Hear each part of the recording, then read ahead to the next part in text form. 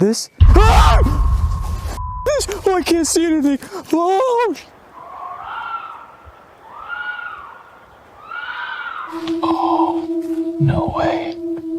I'm definitely sleeping in the car tonight.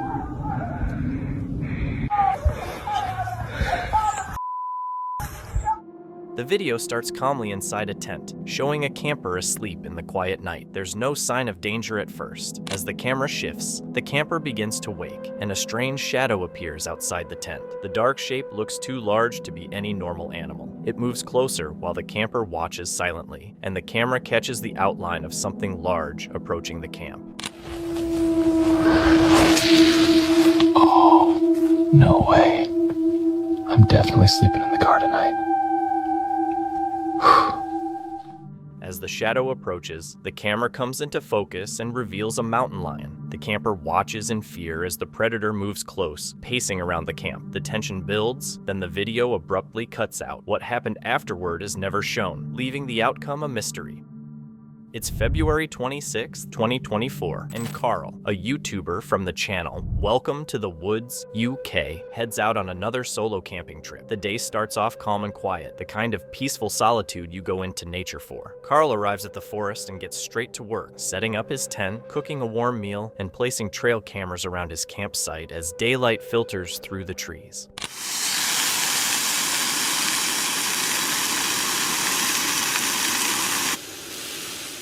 As darkness settles in, Carl heads out to explore the nearby woods, not knowing his night is about to turn unsettling. If you can hear it, I didn't see anything, but I could hear like wood splitting, like as in like someone chopping wood, like with an axe or something. I'm not entirely sure what that would have been. That was it. Right, okay. I don't think. While walking through the forest, Carl hears something disturbing and unnatural. His heart races, and he heads back to camp, hoping the feeling will pass. Heavy rain starts as he reaches his tent. Inside, he tries to calm down by watching something on his phone and telling himself it's just the forest at night. For a while, it works. Someone's doing fireworks. Yeah, these OEX tents are pretty good. I've never had any water come through any one of them that I've got. Every one I've owned also has been very easy to put up. I'm off to bed now. I shall see you in the morning. The woods go quiet again, and Carl settles in, hoping for a peaceful night's sleep, but it doesn't last. The strange noises return, this time much closer. Carl stays completely still, listening as the sounds grow louder.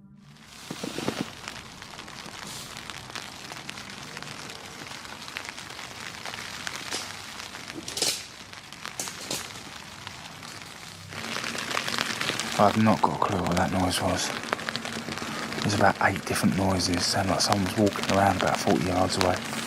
I had no bang off of the alarm, but definitely a banging in. He waits nearly 20 minutes before the sounds fade and the forest goes silent again, somewhere in the distance. By morning, Carl is scared and confused, questioning why someone had been circling his tent. The thoughts linger as he packs up and leaves the woods, relieved to have gotten out safely. The footage, posted by an anonymous account called therileybaker, has left viewers disturbed. It follows a group of friends exploring the woods at night using only their flashlights to see, as they look forward to the excitement of the trip. But from the beginning, something feels wrong. The quiet atmosphere doesn't last, and eerie sounds soon break the silence.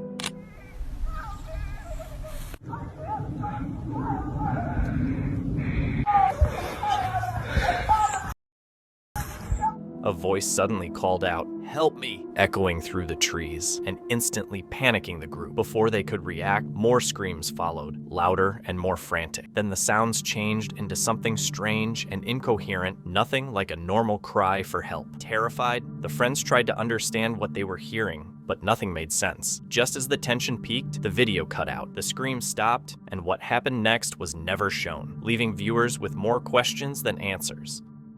Two friends were exploring a remote forest when they came across what looked like an abandoned village. As they went deeper, they started to feel an uneasy sense that they weren't welcome there. Pressing on, they soon discovered something chilling. It's midnight. Oh, we found some bones. A grave with a cross.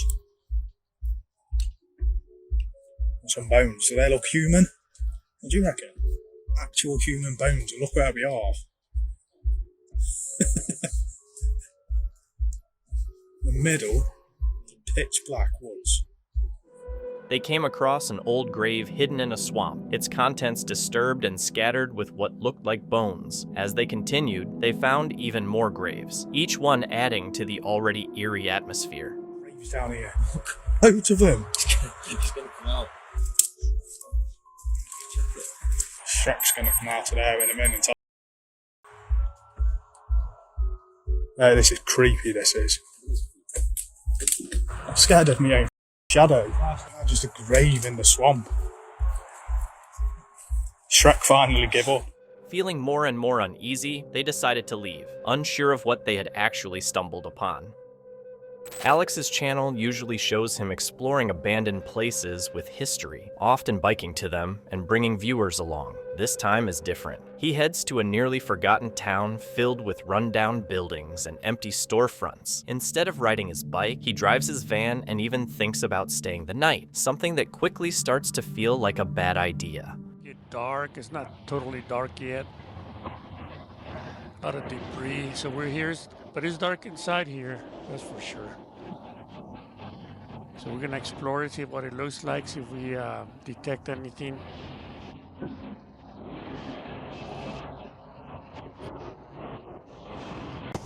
So this is the big room here.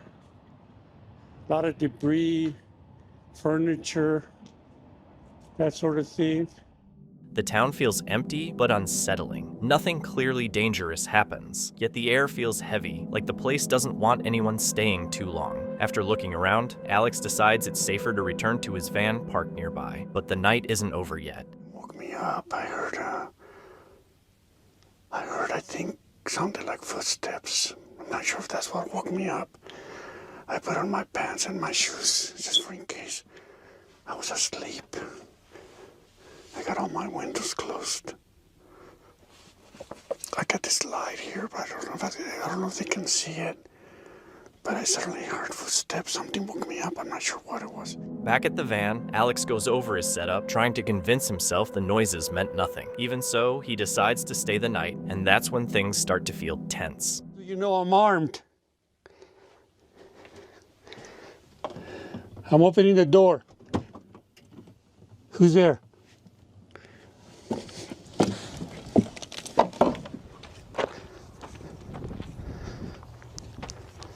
I don't see anybody.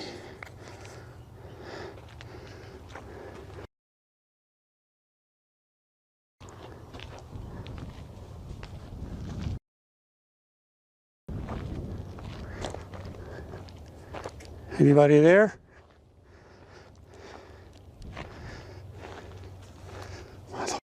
Nobody out here. Hello?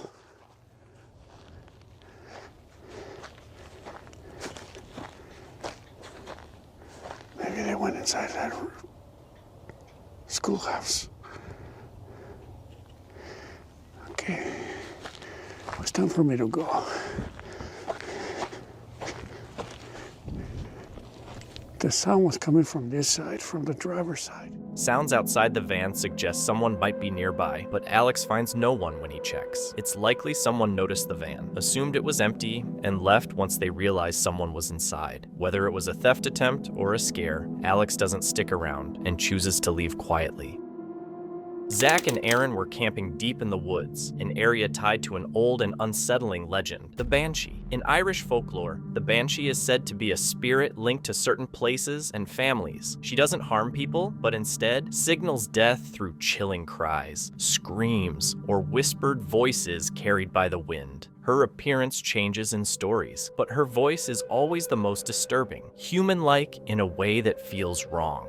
That night, Zach and Aaron sat at their campsite, relaxed and talking casually. The forest was completely still. No wind, no insects, no movement. Then, without warning, a sound broke through the darkness. No job anymore, it's a way of life. So let's just keep trucking with life, man, because there's nothing we can do about it. What? So let's just keep trucking with life, man, because there's nothing we can do about it.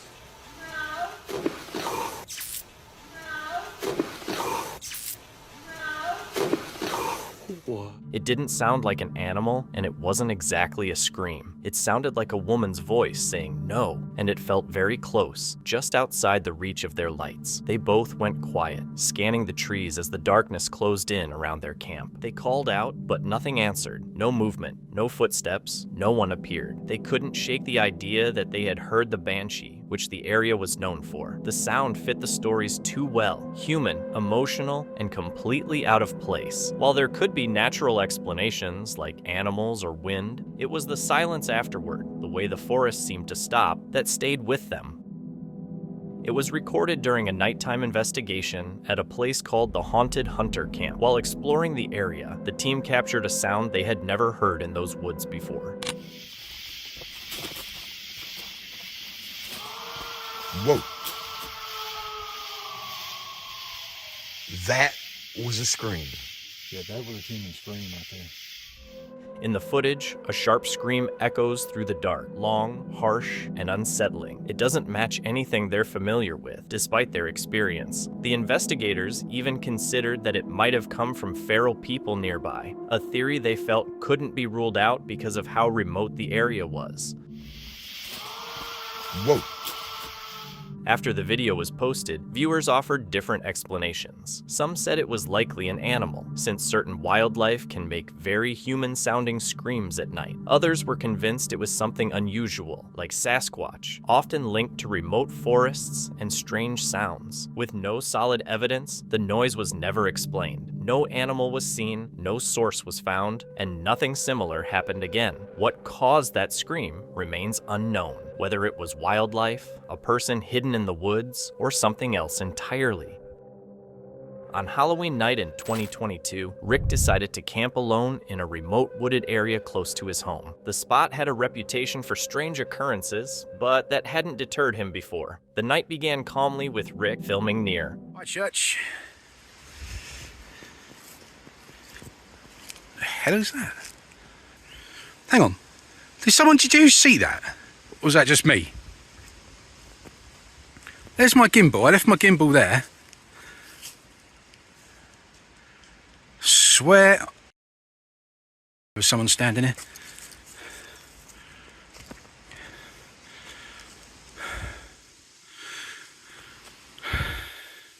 There was someone standing right here. I swear to God, there was someone standing right here by my gimbal. A figure appeared briefly near his camera, partly hidden by a fence, and it was enough to unsettle Rick. Unsure of what he saw, he packed up and returned to his van. Later, reviewing the footage, the figure was clearly visible standing near the fence. Rick tried to explain it away as a shadow or trick of the light and settled back in. But just as he started to fall asleep, he was suddenly woken up around 1 a.m. 1 o'clock in the morning, and I swear blind, I just got woken up by someone trying the van door handles.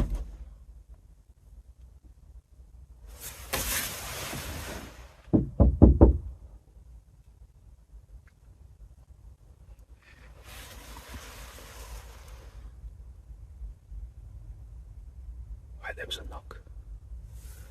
There was definitely a knock. Someone was trying the van door handles as well. I'm going to turn the lights out. Someone was trying the van door handles. Okay. I heard a car pull up. There's definitely a car pulled up outside. I'm going to have a look.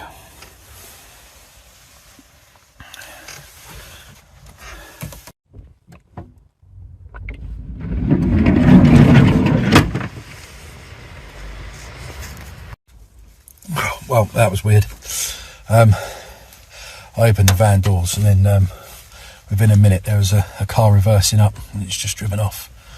So it's all quiet out there now, so I'm just going to try and get myself back to sleep. When the car finally drove off, after seeming to notice him, he thought it was over, but it wasn't. It started happening again.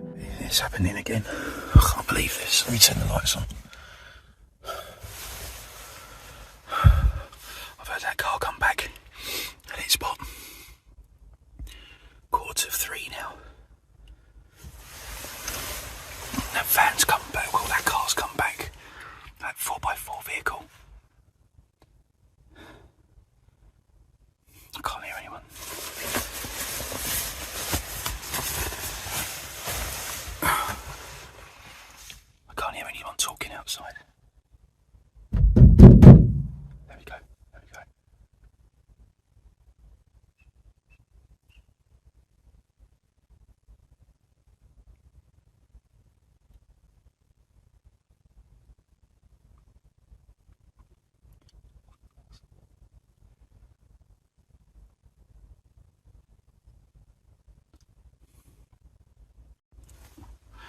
Right. Literally haven't slept. This. I am going home. They've driven off again. I didn't even look out. I just peered through my curtains that I've got up.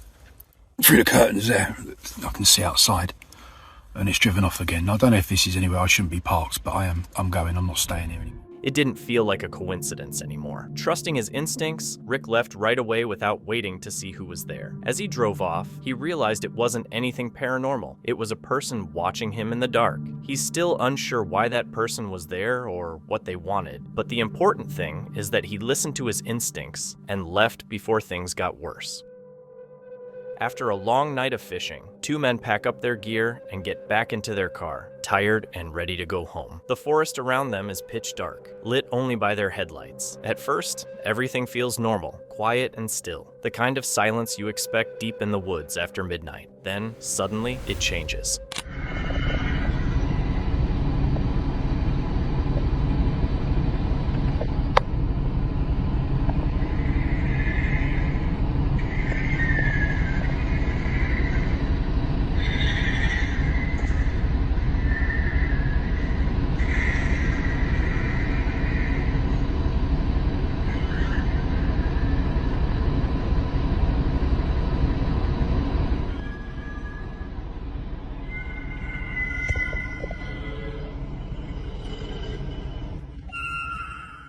A sudden screech cuts through the darkness. It seems to come from all around them, echoing through the trees and shifting as it moves. The sound is sharp and disturbing, unlike any animal or machine they recognize. They sit frozen as it fades, then returns, impossible to trace. The forest, once quiet, now feels tense. Nothing appears in the headlights, and they never discover what made the noise, only the feeling that something was out there with them. Work less. Enjoy life. More is a channel run by Larry, an outdoor lover who shares quiet, slow-paced trips into nature, usually with his two dogs, Mason and Marty. His videos are normally calm and relaxing, focused on solitude and simple living. On October 16th, 2024, Larry camped deep in a remote mountain forest south of Flagstaff, Arizona, an area still healing from a past wildfire. During the day, the place felt peaceful and safe, but once night came, that feeling started to slip away.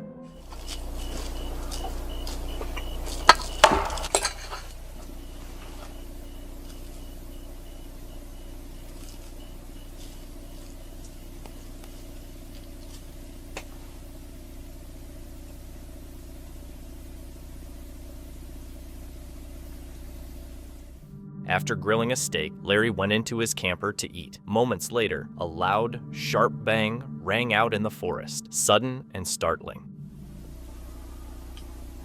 There's been times where I'm out here, or not out here, but in the woods, and you just hear something you can't explain,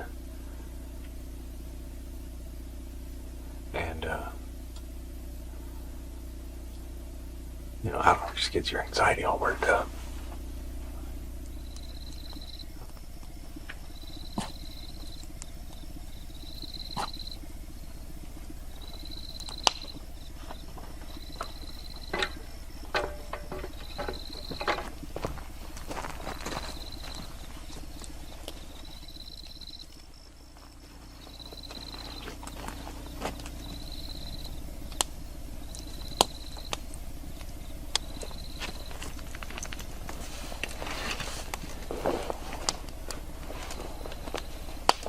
Starting to get cold. I had to switch into my sweatshirt.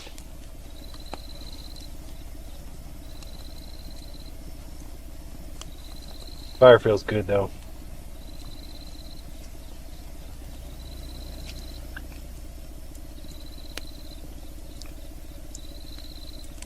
I catch myself just sitting here listening.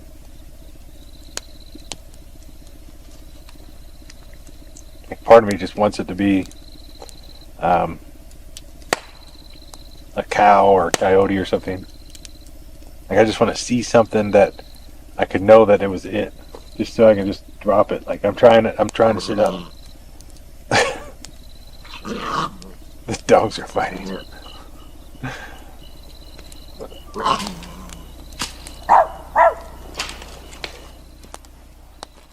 Larry tried to calm himself and listened carefully. His gut told him something was wrong. When the strange sounds came back, he did something many wouldn't. He went back outside to check it out instead of staying inside.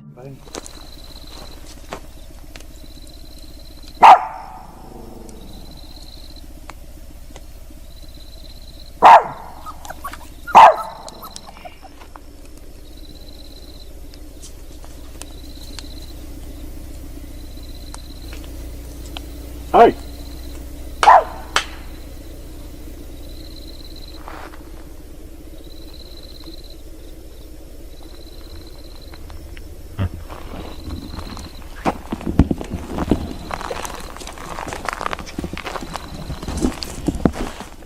Mason and Marty reacted immediately. Both dogs jumped up and barked into the darkness, not playful or confused, but alert and on edge. Larry calmly called out, hoping it was just another camper nearby. No one answered. Instead, the same strange clapping sound echoed again from the trees. He scanned the area with his flashlight, but saw nothing. Just trees, brush, and darkness closing in, alone and far from anyone else. With his dogs tense and no clear explanation, the situation finally sank in. Maybe it was a camper, maybe an animal, or maybe something else just out of sight. While driving down a dark road, the passengers in a car noticed an eerie figure lurking in the shadows. Oh, whoa, what the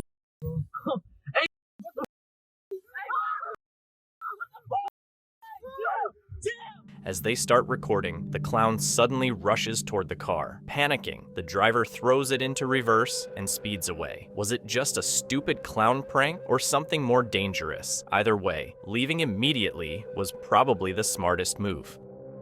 On November 17, 2025, Franco from Franco Travels returned to an abandoned asylum known for its history of deaths and reported strange activity. He was exploring alone as usual, with only his dog, Chocolata. From the moment they entered, the place felt alert, as if it noticed them being there. The tension started almost immediately, beginning in room 1. Now in room number 1. This is where a lot of people used to stay here, sleep here, people that were pretty much mentally ill and couldn't pretty much survive for themselves. So they were brought into these places like this, these little facilities, kind of like Penthurst. And they were brought here where eventually they passed on or they were let go or transferred to a different location. And there's many rooms that are just like this. There's also a funeral home that's also connected to this place.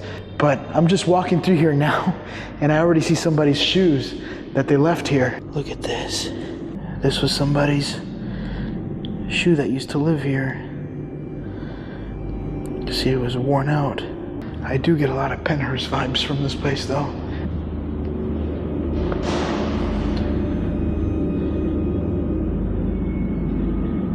I just heard a loud bang on that door. I think that could probably be Chocolate. Thing is, I don't want Chocolate inside just yet because I want to see what noises I can get. Being in here without the dog distracting me. It's my first time kind of exploring this place. The good news about this place is that it's well protected, so there isn't like a lot of vandalisms or breaking in and destroying and stuff. But still, this place is pretty creepy just walking through. Inside room 1, the silence was shattered when a window suddenly shook and a loud bang came from near the doorway. Old belongings were scattered around, left untouched for years, yet somehow did not feel abandoned at all. Deeper inside, the building felt tense, as if it were ready to react. Okay, Choco?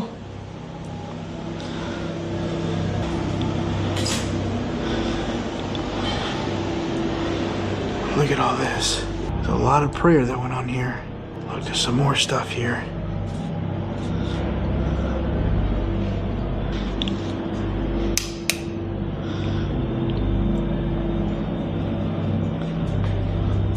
Choco, what you looking at? I'm gonna bring up the brightness here. It's a little bit loud here. Right behind this wall is the main road. All right. Found a bathroom with a cabinet.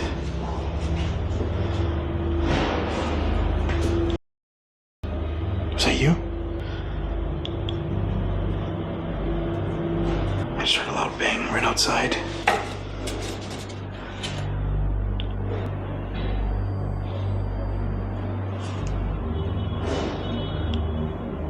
That's probably coming from outside. You hear that?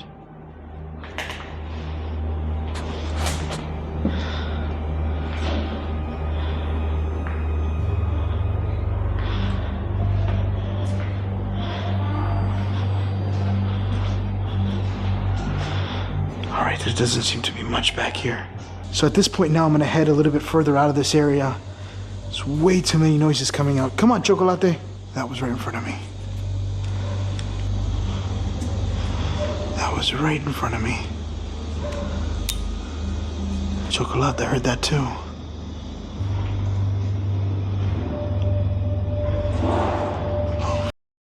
Alright, I'm gonna get out of this area. What is this called? Sala de terapia física. Therapy. It looks like somebody's medication.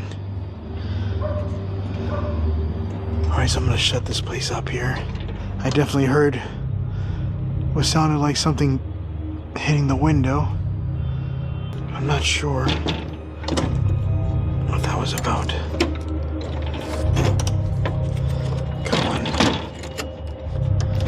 There we go. There we go. Alright. Look. Oh, what the is that? Choco! Come here. You saw that? The dog's just staring outside. I know the curtains are moving, but that looked weird. It looked like something was touching the curtains. Come here, Choco. Just heard a noise outside again. Thing is, a lot of the noises that I'm hearing outside could be just right over the wall from people's cars. I literally look like what... It looked like something touching the window. I want to see if it happens again. Hola? Oh, that was creepy. So the dog is just staring at this room here for no reason. In the next corridor, a curtain moved as if something unseen had brushed past it, followed by a low moaning sound echoing through the hall. It came and went, rising and fading like a breath in the dark. Then Franco noticed movement near the windows. A dark shape swept past quickly, matching the same corner where shadows had disappeared earlier. The moment he turned, it was gone, leaving the window empty and still. Ahead, the doorway led to something even more disturbing. Inside the hospital area, Chocolata suddenly rushed forward, then stopped cold. It's a cute dog. What the is that? That's a cute dog. What the fuck was that? That's a cute dog.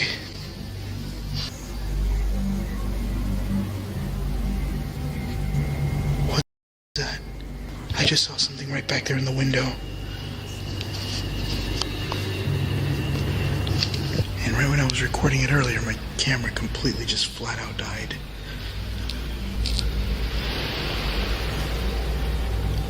What the hell was that?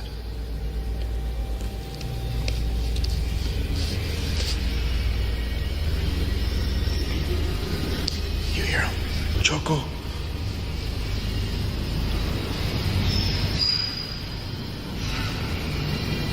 It's a dog like... I can't hear. There's so much noises outside.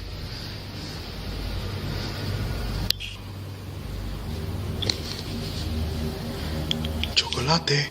I'm actually nervous to come in here. I'm gonna turn on my IR. Choco.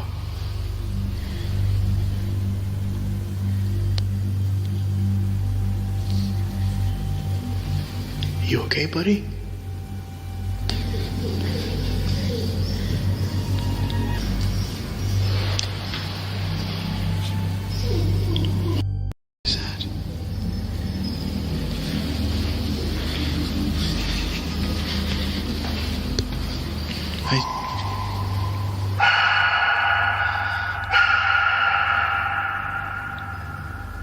Chocolate, come here. I don't know why I got goosebumps right now. Right now I'm actually kind of scared. Sad.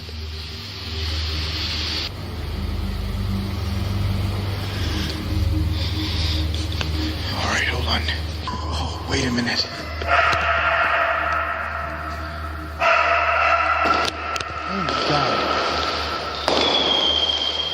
Perfect timing for that.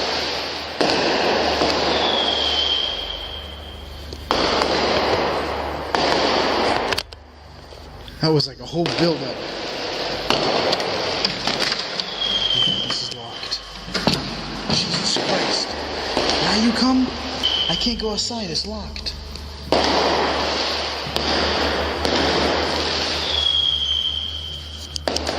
Right now, the dog is just going crazy about something in the room over here. And as I was going through here, I was hearing a lot of loud noises coming from this door. But the whole door is locked, I can't even go outside. What's wrong? Choco. Move, let me see.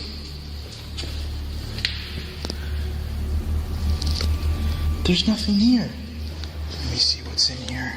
I got something. Choco, what's wrong? It's just a toy car. This dog, as soon as I went in for this, it just ran away. The dog stared toward a cupboard, whining frantically as Franco moved closer to a small toy car inside. Moments later, the camera cut out. When Franco returned alone, the toy car slid across the floor on its own, pulled toward a corner as the K2 meter spiked. Just as quickly as it started, the activity stopped, leaving the room unnaturally quiet. Franco collected Chocolata and ended the investigation for the night. Later, viewers noticed things he missed. A figure in a window, marks in the dust near the toy, faint laughter, and shadows retreating from corners. Many pointed out that Chocolata reacted first, as if sensing something unseen. Whether something was drawn to the toy or watching from the darkness, the asylum offered no answers. A guy decided to follow up his stay at Texas's deadliest river by camping in what's considered America's deadliest forest. After a quick Google search, he chose Freetown State Forest in Massachusetts, a place known for its dark stories. Most of the things this forest is known for, I can't even say like publicly, or like this just can't be talked about. And you're not even allowed to camp. After a 5 a.m. flight, he and his friend landed in Boston from Texas. The shift from the usual 110-degree heat to the chilly 60-degree Massachusetts weather was just the first surprise waiting for them. It's cold, it's 60 degrees and I'm freezing. I'm used to it being 110 degrees in Texas. 60 degrees is like being on ice. We are in good old Boston, Massachusetts, home of the... When they checked into their hotel, the front desk clerk casually mentioned that people disappear there and suggested there were likely many bodies in the forest. It wasn't exactly reassuring to hear before spending the night there. Although, whenever I walked up to the front desk, I decided to ask, if they had heard anything about the forest, and this is the answer I got. But that's pretty much, they just say people disappear. People disappear in there, okay. I'm pretty sure there's a lot of girls in there somewhere. Oh, wow, okay. So, she kind of just lightly said that. She kind of just lightly goes, there might just be dead bodies in there that haven't been found. No! That's not the type of video we're trying to film. Someone already made that mistake, and it's not gonna be us. Just saying. Setting up camp was its own challenge. Because camping wasn't allowed, they had to slip in quietly and left the tent top open, which felt fine at first until they realized it let anything or anyone see right inside.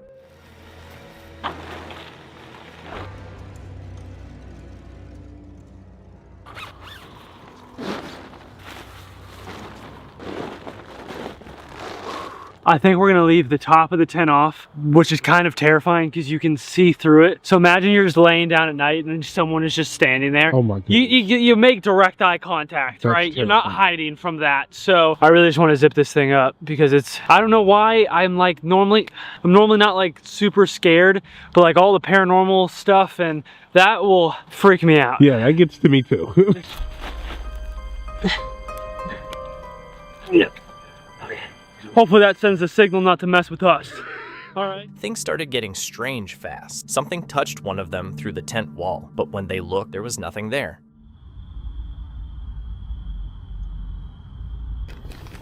Oh my God, did something just touch me? It's shining the light that way, shine the actual big light that way. I don't see anything. Don't see anything. Maybe it was just like the tent rubbing up my back. No, dude, that's not what that was. There's no way.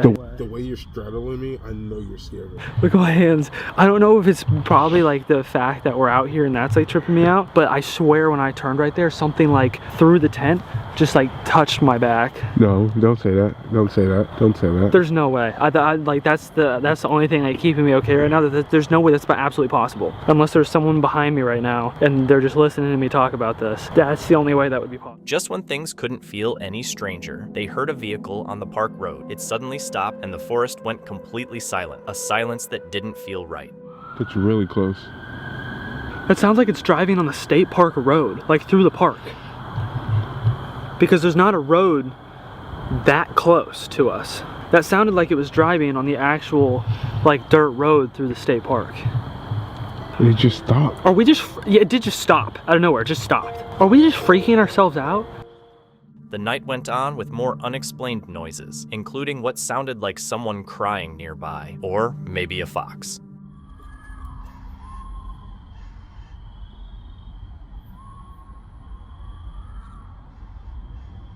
We're tripping out right now. We've heard a few things. One that I thought was a scream, but I'm now thinking it's a fox. They waited out the night until sunrise. After leaving, they spent hours at a Starbucks reviewing the footage and trying to figure out what they had experienced. Some might think they were reckless for traveling so far to camp illegally in a haunted forest, but they made it out alive. The video is from Camp Life Bushcraft, a UK-based channel focused on bushcraft, wild camping, and real woodland experiences. The channel is known for making practical choices, including leaving camp when it's the safest option. The footage was recorded on August 20th, 2022, in a wooded area near the Creators Village in the United Kingdom. Okay, so we've had supper, and we've been chatting, and we decided we're going to bail on this one. The tent that's over in that direction that we saw earlier, it's kind of freaked us out a little bit. It wasn't a wild camper tent. It looked to me like a cheap old Halfords tent, and we were sort of saying it's probably someone maybe homeless or, you know, hiding out in the woods as it were. And yeah, it's not. After spotting another tent already set up where they planned to camp, they moved to a new spot beneath a large oak tree. They put together a mesh hot tent with a ridgeline, along with a hammock and chair. Drinks and snacks come out, dinner is made, and the mood stays light as they talk about gear. For a while, the camp feels comfortable. As the night goes on, their thoughts keep returning to the nearby tent. It's not far away and looks worn and poorly set up. Normal forest sounds start to stand out more, and the earlier calm slowly gives way to unease as they realize someone else may be close by. It's not been a comfortable evening. Keep hearing noises in that direction, footsteps and things. So yeah, we was just chatting. I said to Carly, it's not quite dark, so if we want to head out, now's the time. So we've decided that's what we're going to do. What are your thoughts, my darling? Yeah, I think we should. I don't feel. Last time it was really chilled, and there was a really good vibe. Whether I think you're right that seeing that tent has just. It's in your head. Yeah, definitely, and I'd like. There's noise over there, and I've been sitting here quietly, and you know, you keep looking in that direction. Yeah. I'm sure it's just a squirrel chucking stuff about in the trees. Or a deer. I mean, logically, it's an animal. Yeah. It's just because we know that there's someone else there, and it wasn't your typical wild camp. No, I saw the tent. I thought, well, I'll go and say hello, you know. I got a bit closer. As they sit in silence, they notice the other tent is still occupied. Its worn condition raises concern, and faint footsteps and movement can be heard nearby. The woods no longer feel calm. Settle tonight. I think it's better to call it. Yeah, Sheffield. Now. It's always, you know, if you're not feeling it, not feeling it. I've been out loads recently because I've been off work, so I'm not overly fussed. You're right. Yeah. Definitely a squirrel or something. Yeah, but you know, if Carly's on edge, it's putting me a bit on edge. So before it gets ridiculously dark, I think I'm going to pack up and head home. have a cup of tea and sleep in our own bed, which Yeah. I'm quite happy to do. So we're going to switch it off now and bail. The noises keep going, branches snapping and leaves moving, like someone walking close by. They admit they're uneasy, unsure if it's an animal or a person. The uncertainty makes it hard to relax, and the night starts to feel unsafe. We're out of the forest and we are on the kind of main footpath through the fields that takes us back to where the village we live. And yeah, travelling through the woods at night is a lot. As darkness sets in and the tension grows, they decide to pack up and leave. Having an unknown person nearby feels too risky to stay. I generally go out in the dark first thing in the morning. Yeah, my mornings are different. I always feel safe in the mornings. Yeah, I totally agree. Evenings are when the actors are about. It's Weird, just, isn't it's it? just the way we're wired. Isn't it? Yeah. But yeah, not having the dogs. They make their way back to the village using the main path. Walking through the woods at night while someone else is still around makes them feel vulnerable. Leaving is the smart decision, choosing safety over finishing the overnight stay. The wild clip making the rounds tonight comes from Moxley's Paranormal World, a UK-based channel known for solo paranormal investigations. This one was filmed on October 3rd, 2024 in Pia Pit Forest in the Euro Fouquet, a location tied to a devastating mining disaster that claimed the lives of 344 men and boys. Back to Pretoria Pit. Right, let's go. I'm looking over the mine shaft where 344 men and boys lost their lives. It likes to hurt people. Moxley starts the exploration early in the morning, moving through the dense woodland around Pia Pit. Recent rain has made the ground muddy, forcing him to watch his footing. Despite it being daylight, the forest feels tense, and almost immediately, he mentions a strong sense of presence, like the area isn't as empty as it seems. I feel like somebody's here watching me. If you are, can you step forward, come and speak to me? Malevolence. He reports the feeling of being watched getting stronger and hears unsettling noises nearby with no clear source. The atmosphere shifts fast, and he stays cautious as he moves deeper into the woods. It's forest. And I heard a group of people shouting. Then I heard one of them shouting, "Get him." So I've moved into the forest thinking, oh shit, they know I'm here. Are they on about me? And then I heard a bit of a scuffle. Then some shouting, and then you could literally hear somebody getting punched. And you could... Moxley hears shouting and sounds of a struggle somewhere close by. Choosing safety over curiosity, he steers clear of it, aware that dangers in remote areas aren't always paranormal. There's been multiple reports of sightings. Would you like to come forward, come and speak to me? I was here a few months back. I actually stayed in this exact spot overnight.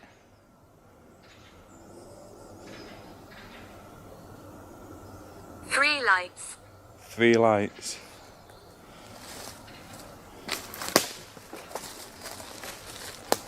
What do you mean by 3 lights?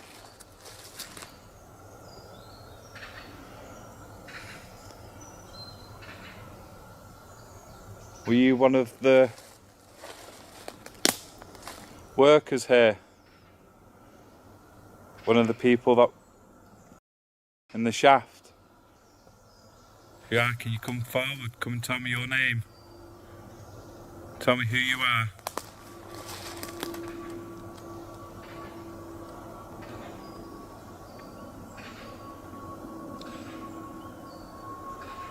I'd like to speak to you. Malevolence. Malevolence. There has been a lot of reports. Moxley uses the SP talker to reach out about the site's past. The device spits out responses like 3 lights and malevolence. The meaning isn't clear, but Moxley points out the timing and links it back to local folklore and the mining tragedy. I thought I walked through a cobweb. Then it happened again. Then it happened again. It keeps feeling like I'm walking through a cobweb, but there's nothing on my face.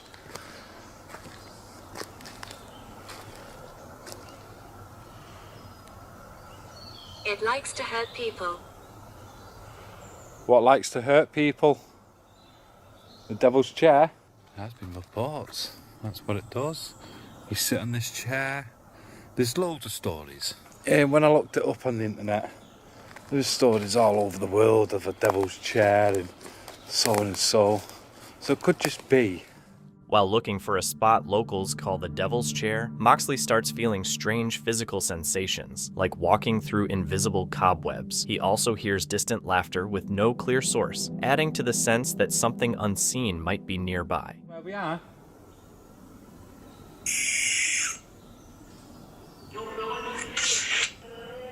Don't go near. Don't go near what?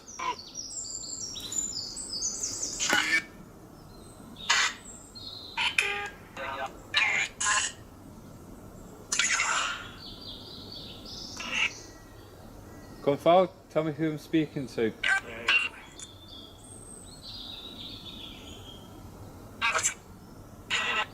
Why are you out here?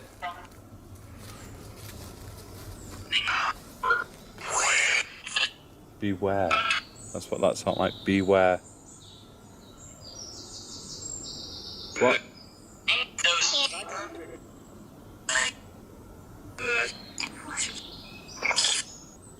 There's been reports of eyes seen within the tree lines. Hundreds of eyes. There's been... During a necrophonic session, the word beware comes through clearly. Moxley refers to long-standing reports from the forest, including sightings of eyes in the tree line. He continues documenting calmly and stays alert. The investigation ends near Pia Pit, where he reflects on the disaster that claimed 344 lives and attempts further communication. No clear answers are received, but the session includes repeated unease, unexplained sounds, and device responses that fit the forest's reputation. Moxley leaves, convinced the area remains unsettling, even in daylight, and plans to return. On December 11th, 2025, Katie, who runs the channel Katie Roams, got ready for a night of stealth camping in the UK. Her content centers on solo van life and low-key travel. Parked beside a canal on her first night back from Norway, she expected to spend the night inside the van, dealing with nothing more than wind and rain from an approaching storm. Back home in the UK after my incredible trip to Norway. However, I have been welcomed home with some very severe weather warnings. Very typical British weather. I've got severe rain, severe winds. The storm, I've just checked, is due to arrive in about half an hour, so I might go have a wander. There's a little canal down there. You make the most out of it. Like, I'm being more of a stealthy park up tonight, but that's the reality of van life. It is what it is. You make the most out of it. Ooh, there's a path down there. The clouds look absolutely miserable. The wind is most certainly picking up. I'm surrounded by like a barrier of dark.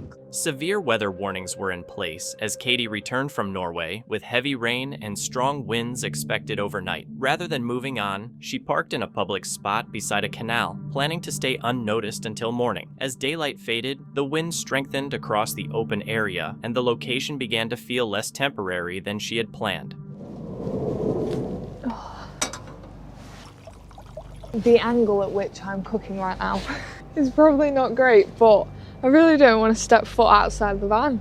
It's freezing out there. Norway was cold, but it was dry cold. Dry cold is so much nicer than wet cold. The van is literally shaking. My stove is flying away. I'm being literally blown all over the place. And it's getting cold as well. I might have to bring it in because my flame keeps going out.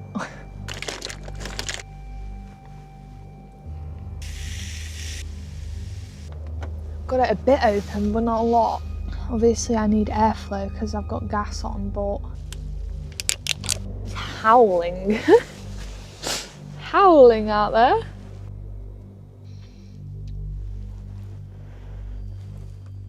By evening, the storm had fully set in. Strong winds rocked the van while heavy rain kept falling. Inside, Katie tried to stick to her routine, cooking dinner as sudden gusts kept blowing out her stove. The cold and damp felt worse than what she'd dealt with abroad. Later, she turned the sofa into a bed and tried to rest while the storm raged outside. And a group of teenagers have pulled up next to me like a boy racer car. I can hear them around the van. They keep talking about illegal stuff, razzing their cars around and playing like really loud music. Oh, this is so annoying. Okay, from what I can tell, there's about 3 vehicles and I'm fully blocked.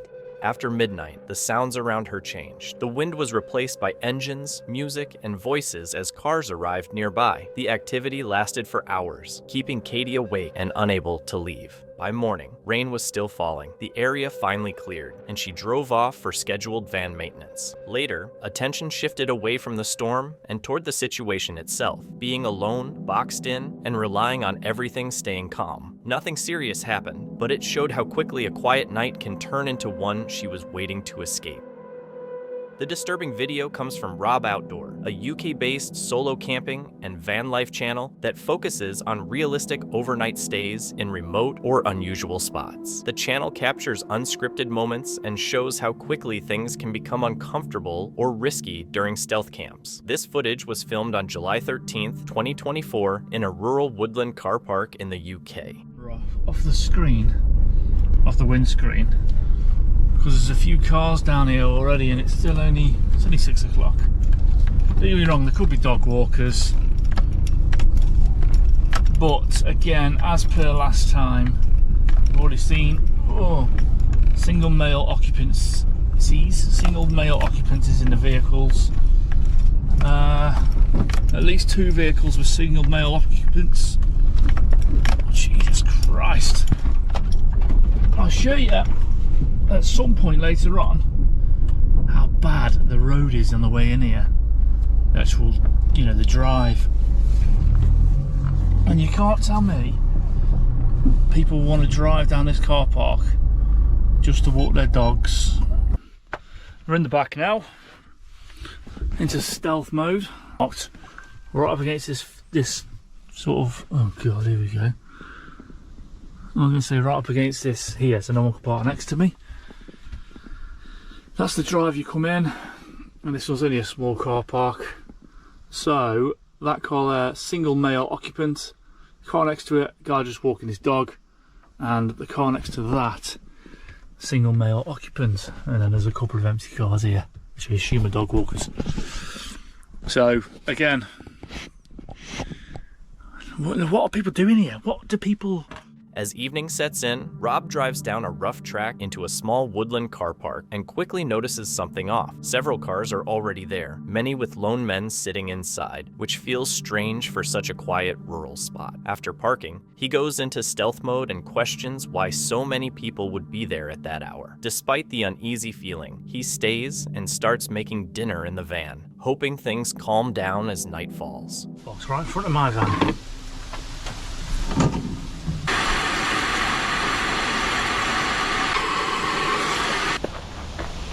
This place is weird.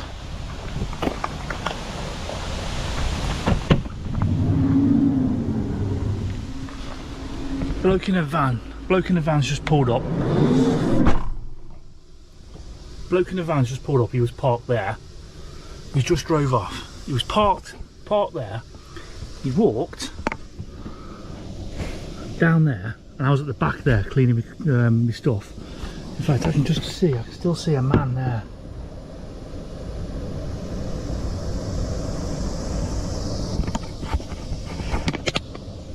See him?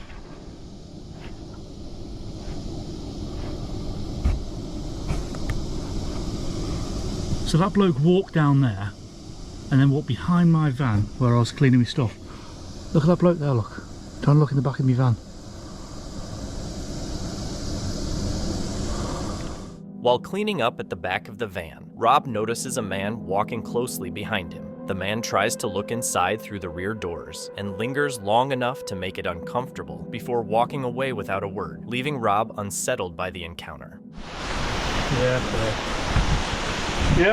Just having a bit of dinner, like, you know what I mean? So, yeah. How about yourself? You alright? Yeah. I've been having a day of them. Yeah. Much about? Not today, actually. No. Saw a couple, but always see some down to us predator. Yeah. No, it's nice to do, isn't it? It's nice to get away, isn't it? Yeah. Not long after, a different man walks over and starts a strange conversation. His explanation for being there doesn't really make sense, and the timing makes it feel off. After he leaves, Rob still feels like he's being watched. You can't tell me that's not weird. An Astra estate. Something tells me he'll be back. Something tells me he'll be back later on. But yeah, he was just hovering down here. He was hovering down here.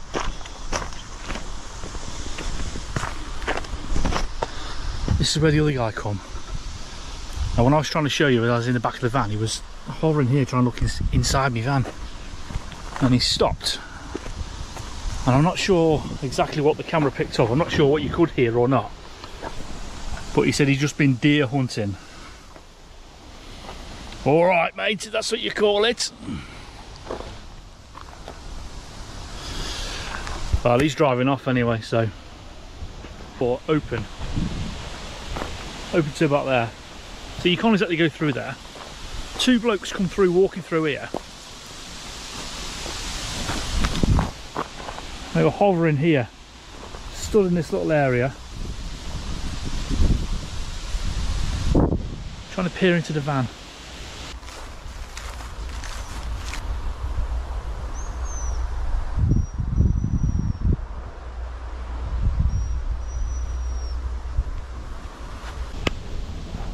That van's back.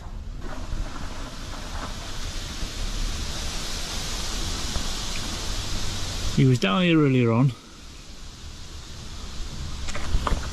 Then he went and parked up there. As night falls, the car park gets busier instead of quieter. Cars keep arriving and moving around. One van leaves and comes back several times, and others sit with their lights on. People linger in the same spots, making it hard for Rob to feel unnoticed or at ease inside the van. Sleep. Since then, 2 cars have been round, papping their horns. The motorhome that was here, he's bottled it and he's gone.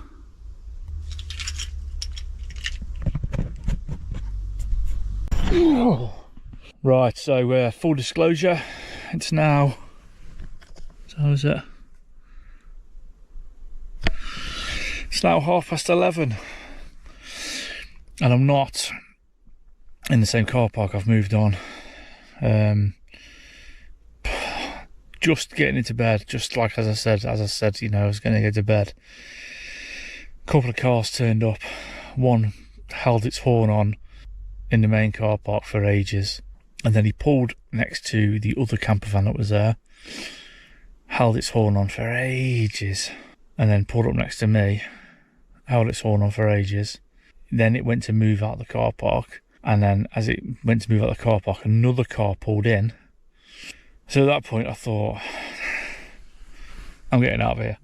As Rob is about to settle in for the night, the situation gets worse. Several vehicles begin blaring their horns nearby, and one pulls up next to his van, continuing to honk while people laugh inside. It no longer feels random. It feels aimed at him. Later that night, Rob chooses to leave and find another place to sleep. The next morning, he explains that although nothing directly dangerous happened, the constant attention, repeated vehicle movement, and intentional noise made the area feel unsafe. Trusting his instincts, he believes leaving was the right decision.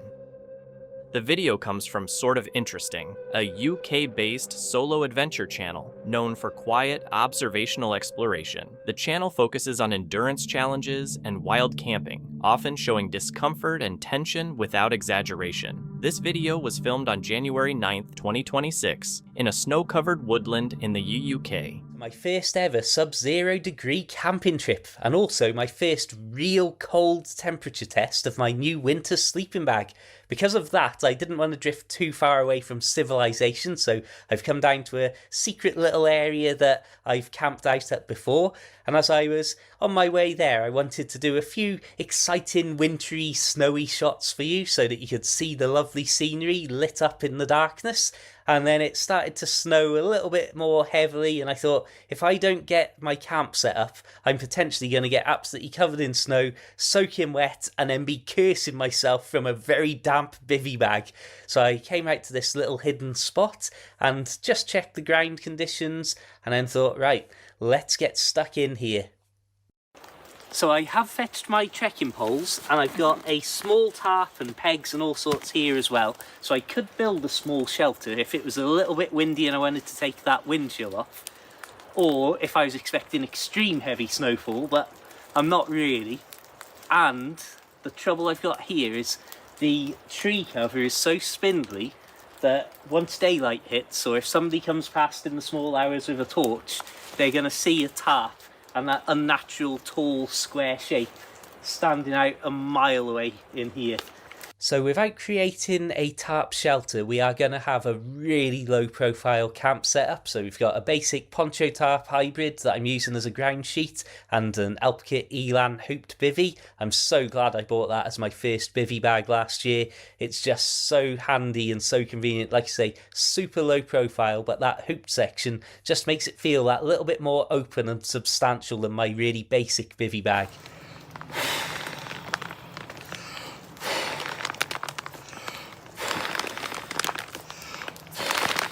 So I'm going to use two relatively low-end sleeping mattresses to try and get a bit of distance between me and the very cold ground, which was certainly not ideal, and you'll see more on that in just a minute. He starts his first sub-zero bivvy camp to properly test a new winter sleeping bag. To stay safe, he picks a woodland spot close to civilization that he's camped in before. The snowfall soon becomes heavier, so he stops filming and focuses on setting up before getting cold and wet. With limited cover and a risk of being seen, he decides not to use a tarp and instead sets up a very low bivvy on the ground. As daylight fades, snow keeps falling, visibility worsens, and the temperature drops. First drama of the night happens.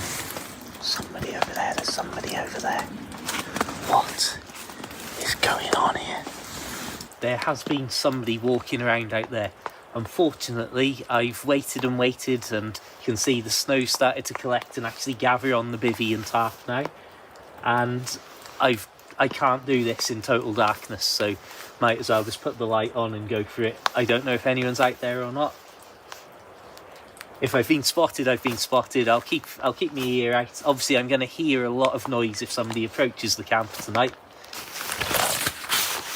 While laying out his sleeping mats, the camper suddenly freezes after hearing movement nearby in the woods. Unsure if it's an animal or a person, he stays completely still and listens. Snow continues to build up on his bivvy and gear as he waits, unable to safely keep setting up. And when I knew that I'd seen a light, I've got absolute footprints leading right towards me. I mean, it's continued snowing, but there, yeah. There, you saw that absolute clear. Oh, I hope that's on the camera. Oh, I'm so annoyed.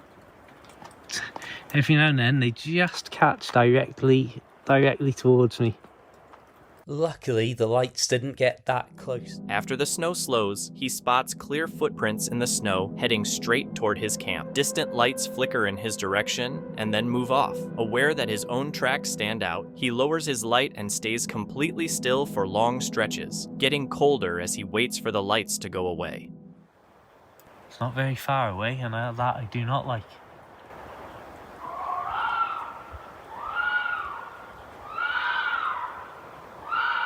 Foxes.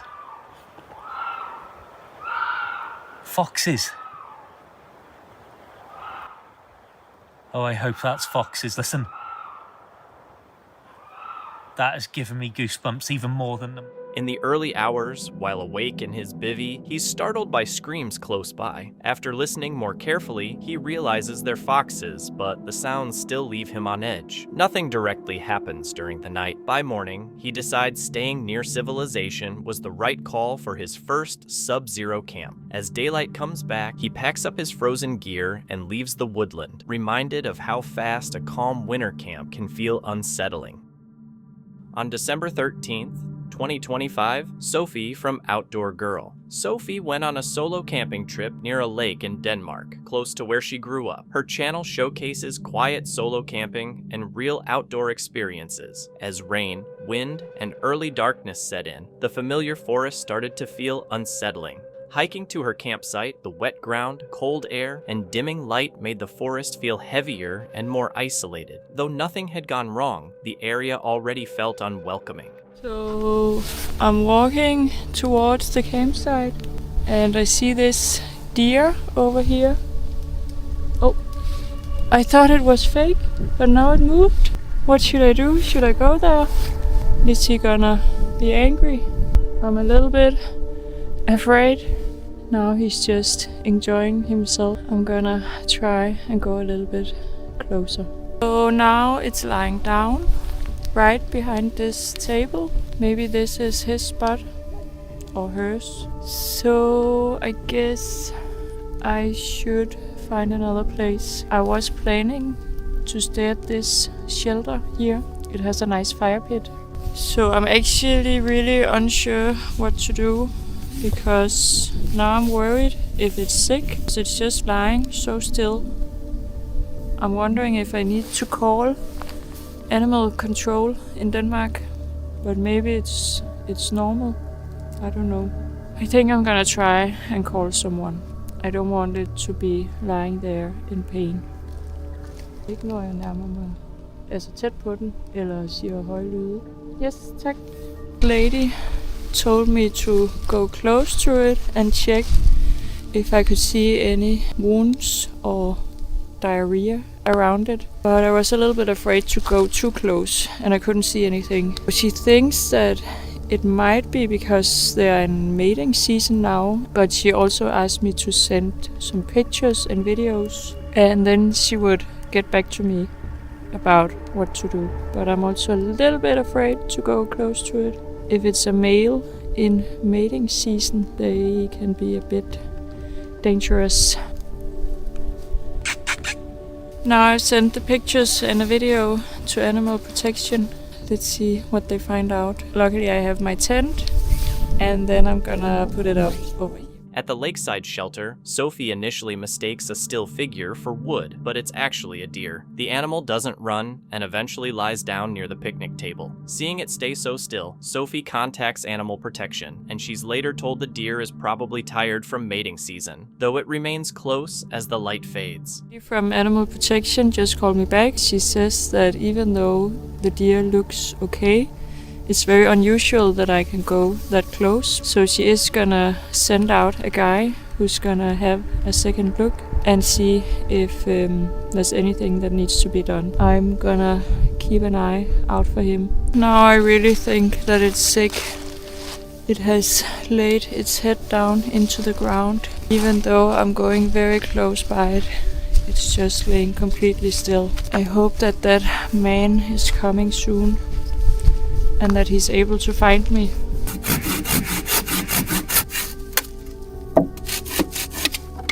So I just called the Animal Protection, and they cancelled the guy who was on his way out here. Apparently they think, based on the video I sent, that it's just very tired from the mating season. It's just laying there waiting for a new partner. So now I'm gonna find another place to start a campfire. Now I need to get my fire going. I hope that I can, even with this very wet firewood that I found. So I was standing next to the tent, and suddenly I saw the deer approaching me. I ran off, or I walked away, and the deer came all the way up to the tent, starting just smelling it. and now it's eating grass right next to the tent. So I went over to the second shelter, and then I saw some eyes light up in the dark behind the shelter. So now I'm a little bit worried that maybe it's a female deer looking to meet up with the deer next to my tent. And yeah, so now I crawled into this shelter. I've always heard that in mating season you should not go near it. It's getting later and later in the evening.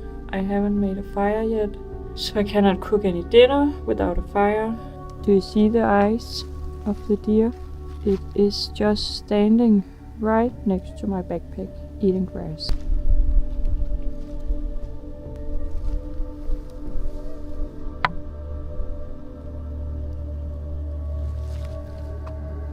So I have a lighter in my pocket, but my fire starters are in my backpack. And I don't have that much success starting a fire without that support. The food is also in my backpack. Maybe he will go away soon. I don't have any luck with this campfire. I think the wood is too wet.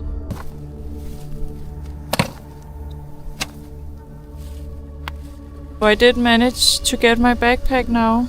The deer moved a few meters away from the table, so now I have all my stuff except for the tent, where the deer is still standing right next to it. I actually think that I'm gonna go home. Just as I was about to get up and leave, I called my dad and he calmed me down. Probably more afraid of me than I am of it.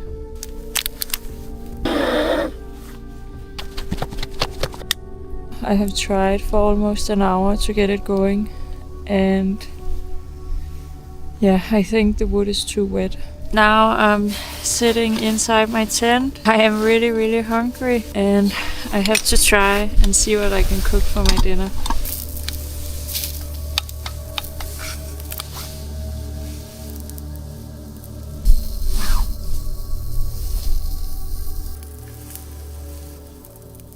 After setting up her tent in near darkness, the deer comes close to her backpack again. Knowing the risks during mating season, Sophie avoids cooking outside. Wet wood stops her from starting a fire, and she briefly thinks about leaving, calling her father for reassurance. Once the deer finally moves away, she chooses to stay. Morning. It has been very windy this night, and I actually see that one of the pegs have come out, so the tent is kind of collapsed. Luckily, I have all my gear inside of the tent where I'm sleeping, so actually nothing happened. The night remains calm, though strong winds partially damage the tent by morning. As the rain returns, Sophie packs up, leaves the area clean, and heads back to the trail, completing the trip safely, but still feeling uneasy. On October 9th, 2021, professional downhill rider Loic Bruni lined up with over 150 competitors at Red Bull Campo Madness. His YouTube video, filmed entirely with a GoPro, puts viewers right in the middle of the high-speed, high-risk mass start downhill race. What begins as a powerful launch quickly becomes unpredictable, with narrow paths, dust, and human error affecting every moment. As the course steepens, riders are packed tightly, relying on precise timing. Then, in an instant, something happens that no rider wants to witness.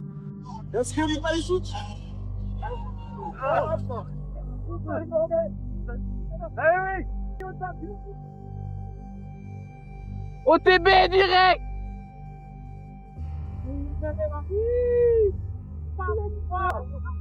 Oh, ça va, Allez les gars, soudez! Allez, on s'entend bien!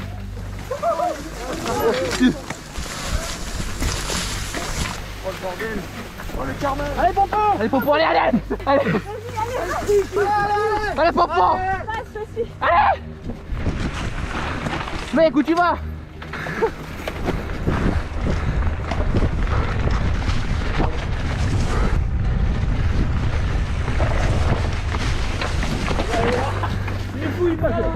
Allez les gars! Magnifique! Laisse-moi aller!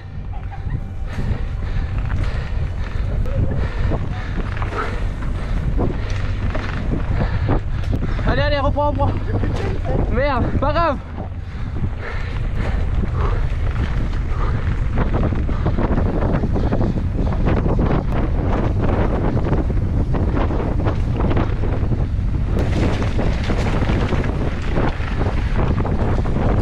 Baby!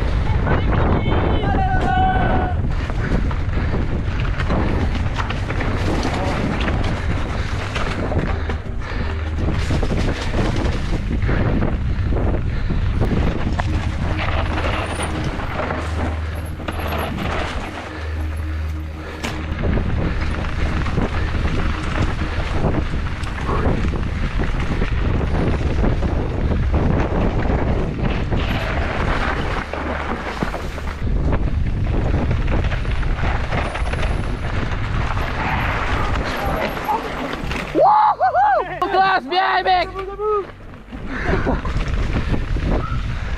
Il y a de la casse.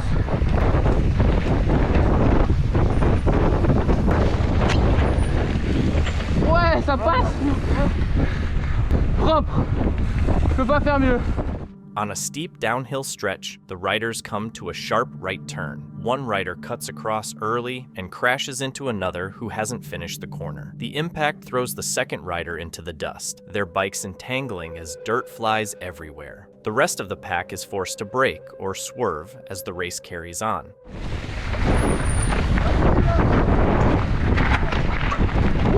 Excuse. Allez, allez mec.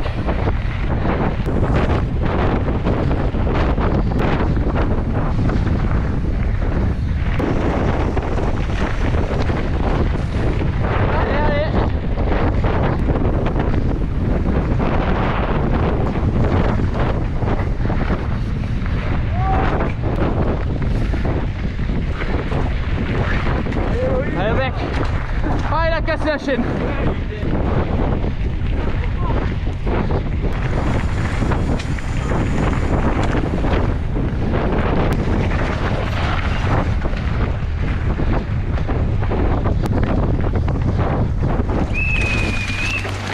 Oh, il a déjà brûlé. Putain, laisse-le passer. Putain, rien d'inquiète.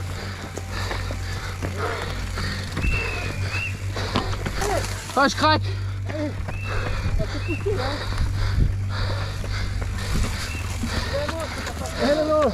Ah, je suis mort.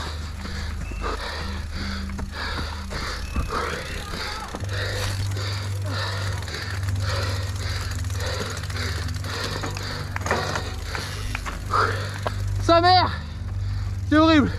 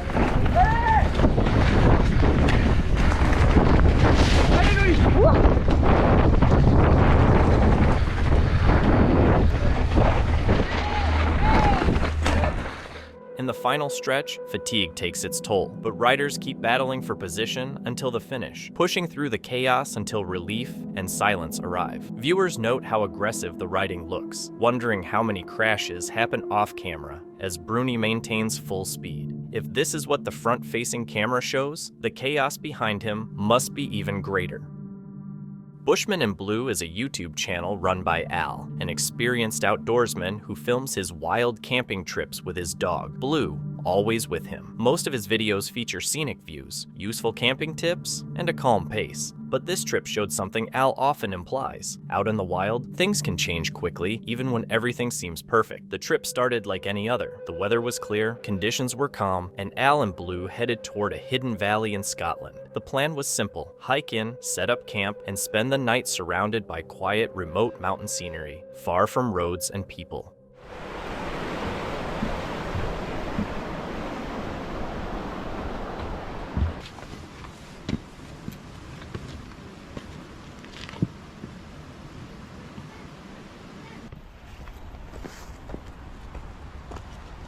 Well, it didn't last long. It's 5 degrees at the car, so it's pretty chilly, but as I always say, start off with one less layer than you think you need. So within 15 minutes, off it comes. Every time.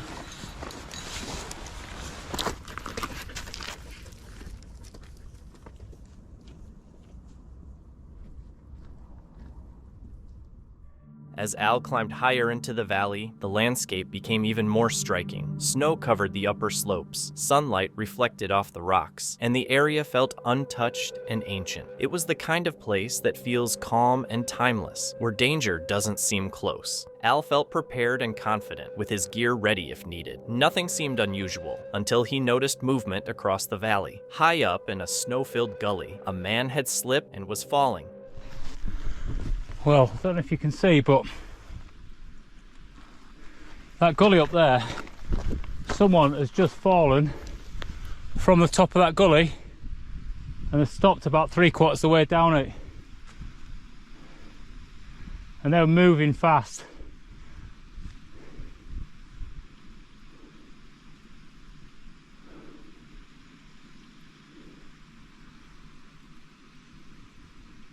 I'm just listening out and see if there's any noise or any distress signal there. Don't look like they're moving, to be honest. What Al witnessed was brutal and out of control. The climber tumbled for around 150 meters, rolling fast down the slope with arms and legs flailing as he tried to stop himself. It was the kind of fall that feels unreal until it sinks in that it's actually happening. Afterward, the man lay still for several long moments. There is someone on top, which must be his mate, I guess, but hell, that was a long bloody fall. There's going to be a good couple hundred meters there.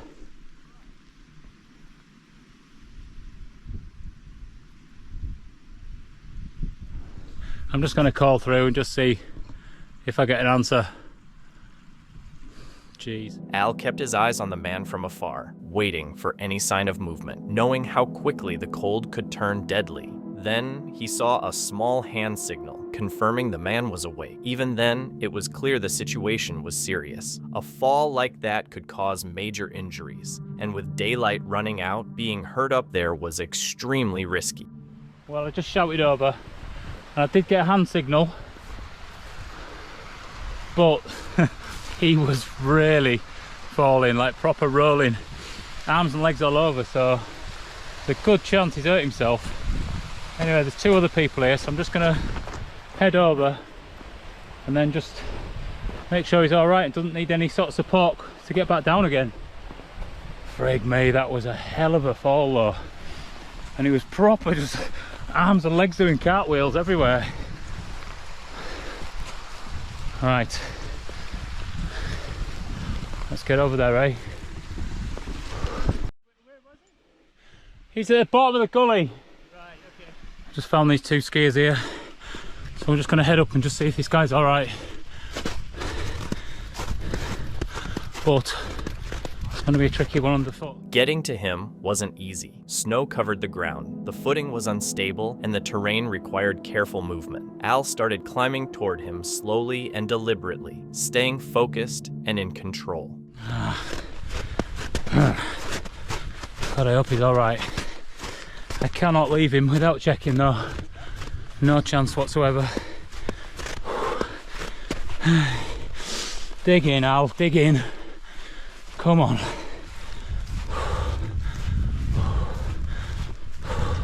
Well, crampons on. ice axe out. And if you can see up there, 2 people now. One guy's walked his way down to the other one.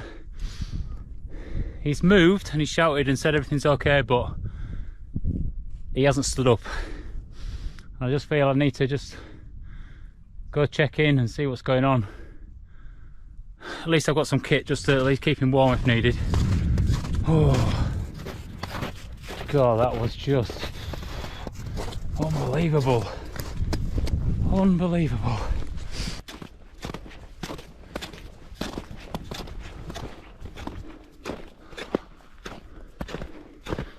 Rescue dog.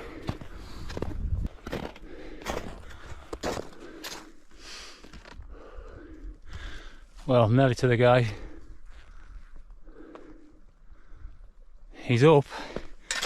Looks like he might be limping slightly, but at least he hasn't broken anything. Oh dear. When Al finally reached him and could properly check him over, it became clear how lucky the climber was. He was bruised, shaken, and limping, but incredibly, nothing seemed to be broken.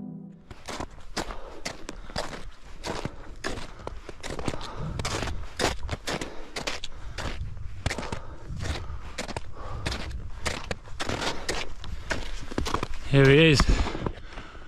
What a hellish fall, mate. Are you okay?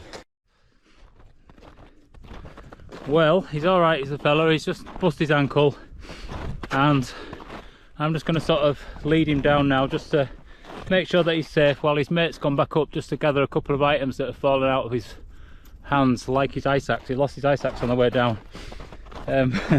So I've given him mine just to give him a bit of extra support with his ankle, and we're just going to make our way back down the valley, and then I'll just camp out down there somewhere, I reckon. Oh, what a day. What a day.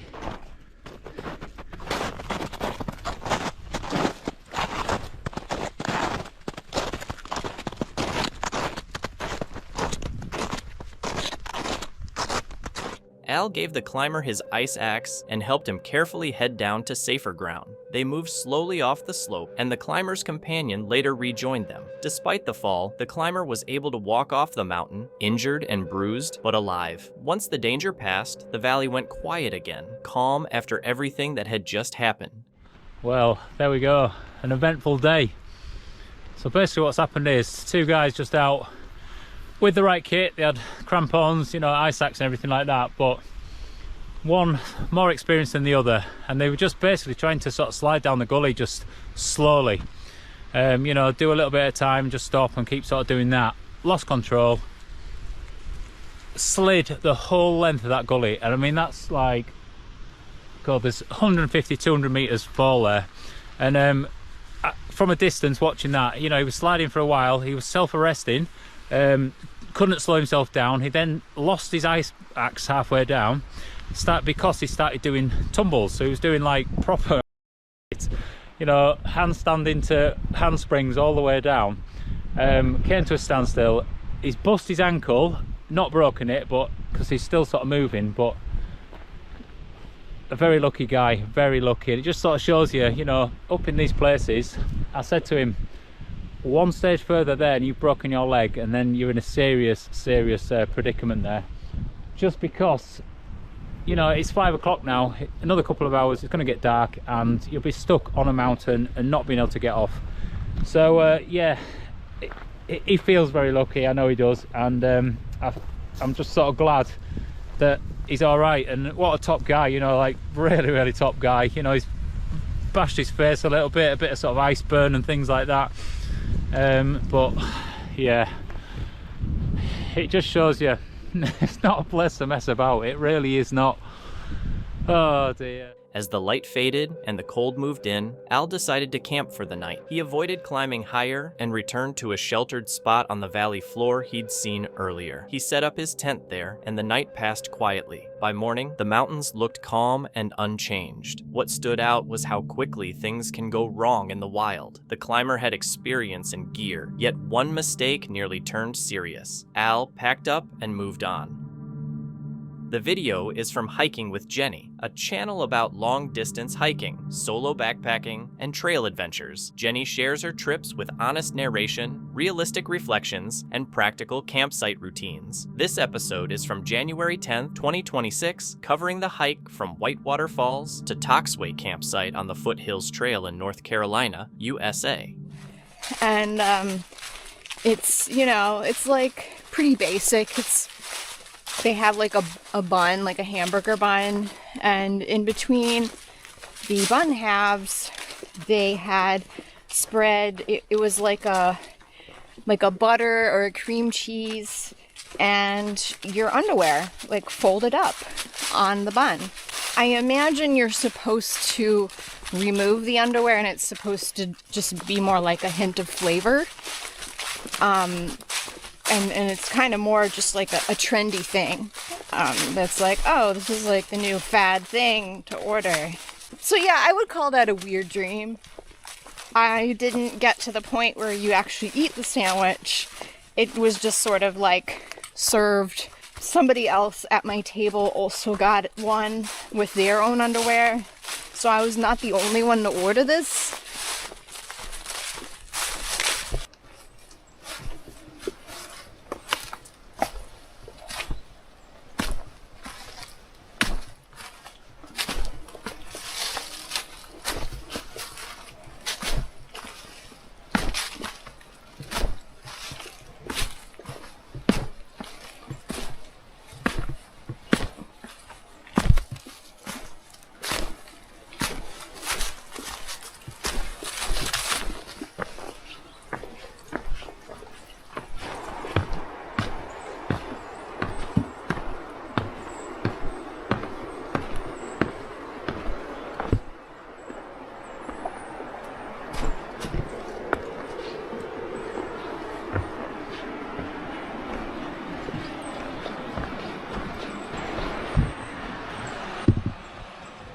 Jenny moves along a fairly easy part of the Foothills Trail, winding through shallow gullies and small ditches. The morning is calm, with minor elevation changes and just one fallen tree from the hurricane that needs careful footing. She stops briefly at Bearpaw Creek to refuel and thinks about strange dreams from the night before. The trail is quiet, the temperature is in the 50s, and her pace is steady but a bit slower than planned. Ahead, the terrain starts to change, showing that the easy section is ending.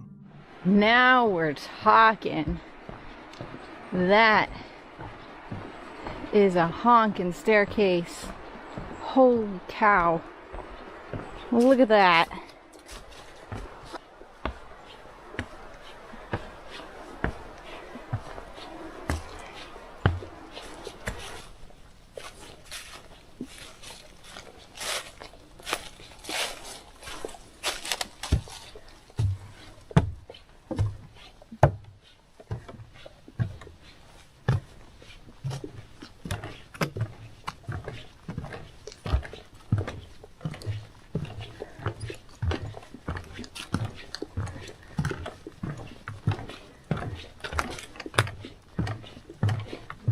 After hiking several miles, Jenny reaches a long, steep staircase on the trail. It feels challenging on her tired legs, so she climbs slowly and carefully, focusing on endurance rather than rushing.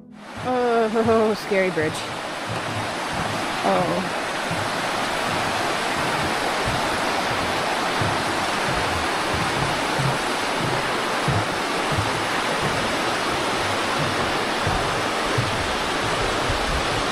Oh, God. Oh, wow.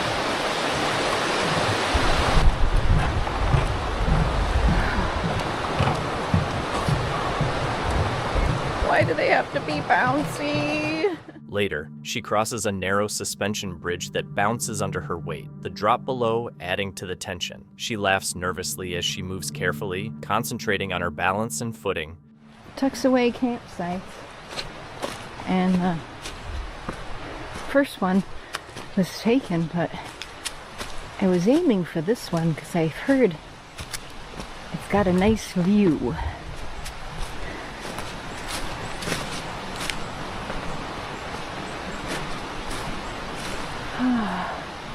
Picnic table. It looks like some good trees for hanging. This looks great. This will be home for tonight. Alright, here's my hammock set up.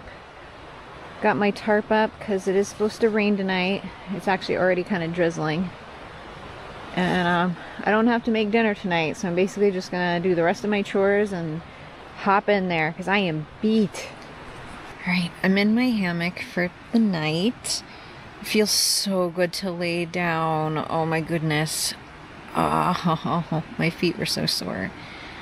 Got my food hung and got the rest of my chores done. I have 27 miles left of the trail, so the next couple days shouldn't be as bad mileage-wise, but it does look like there's going to be additional elevation gain. And I've positioned myself right before a particularly challenging part of the trail, which I figure I'll get done tomorrow morning when I'm fresh. Yeah, I probably am going to sleep early tonight because I'm just so tired, and it's really peaceful with the water. There is a big group of people that showed up after I had set up. They're kind of loud. Hopefully they'll go to sleep and not be up all night laughing.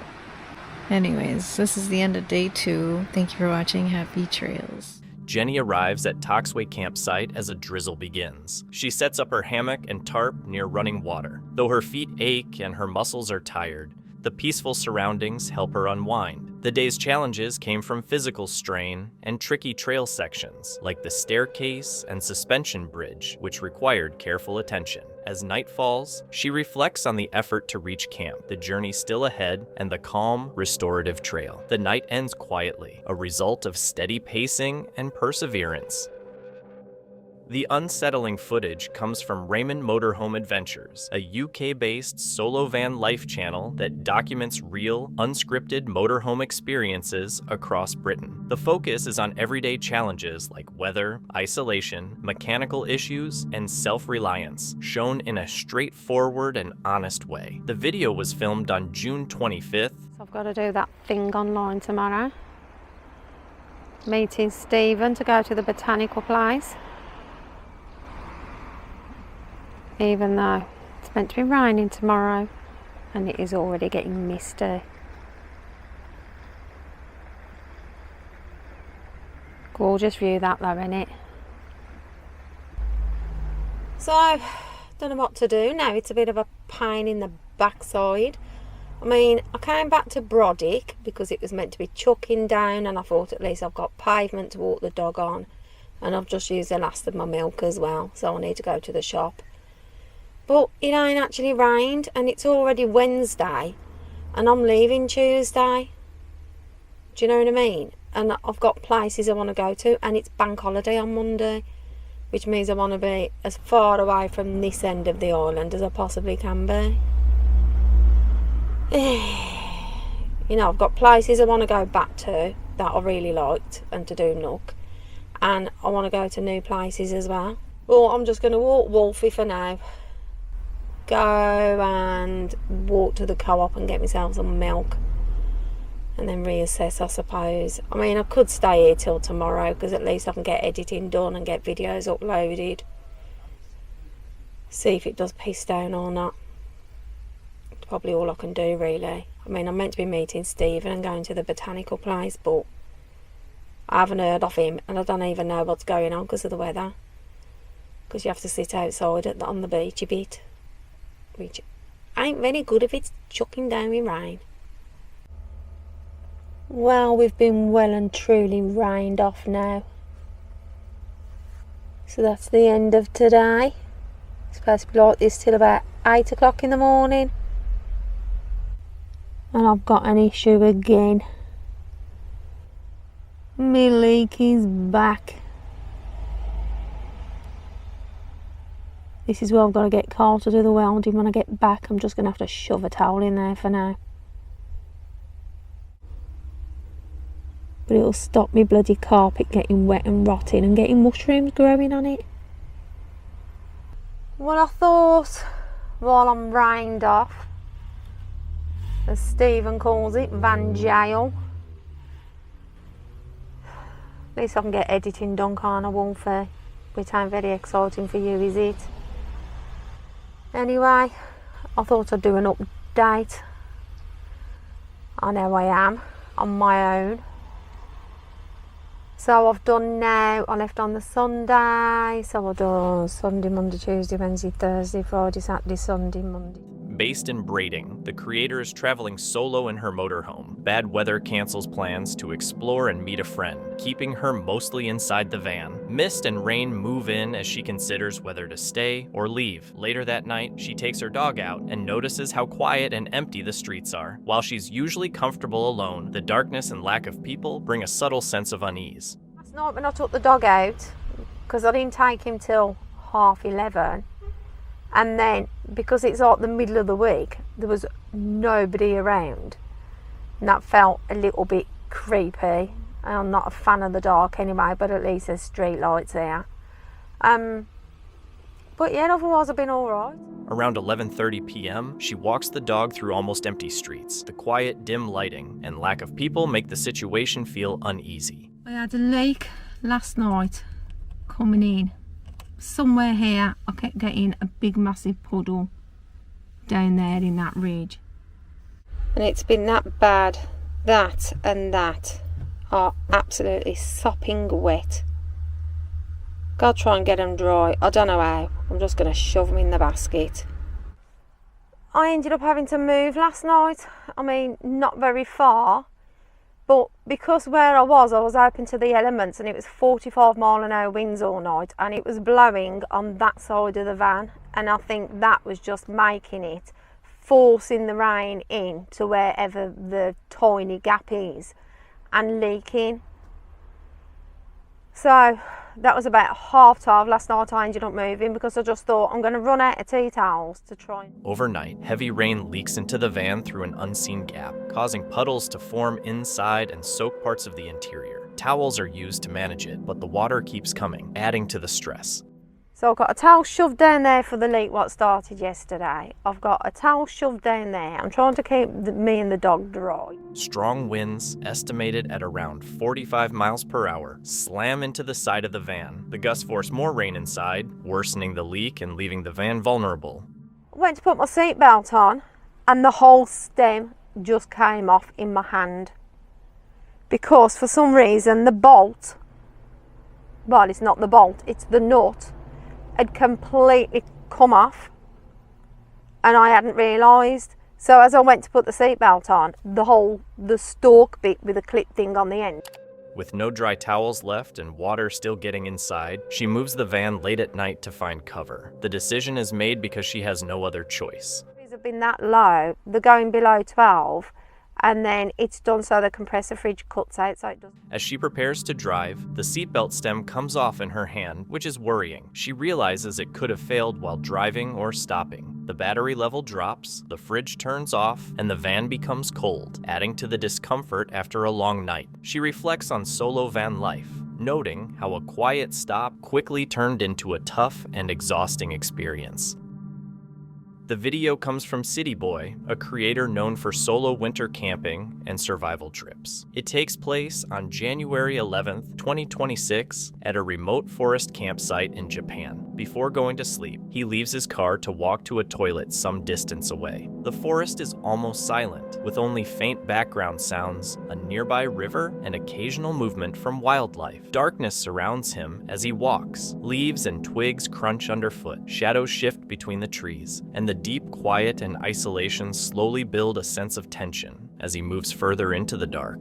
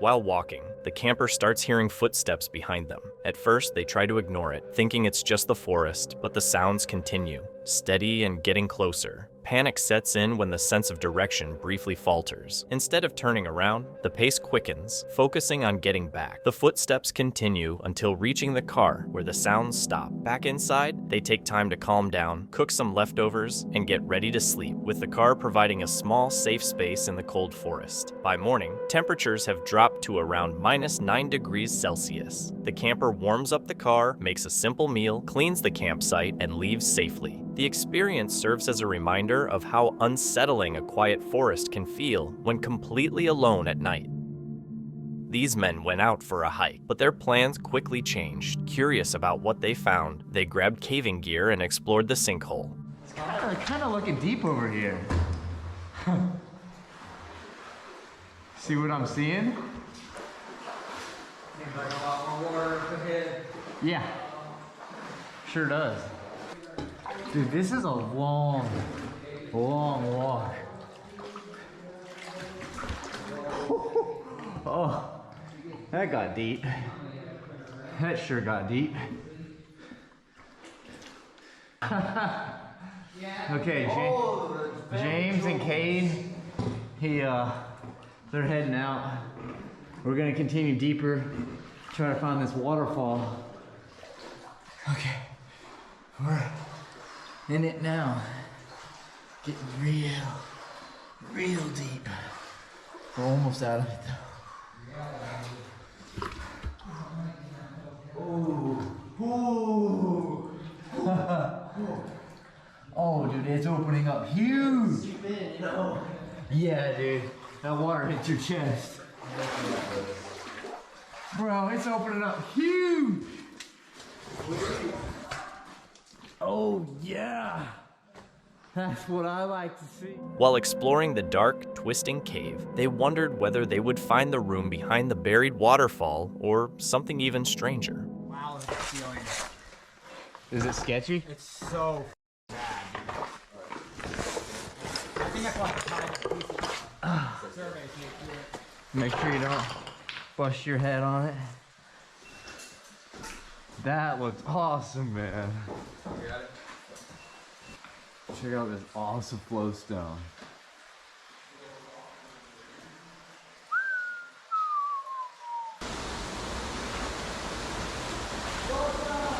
What the heck?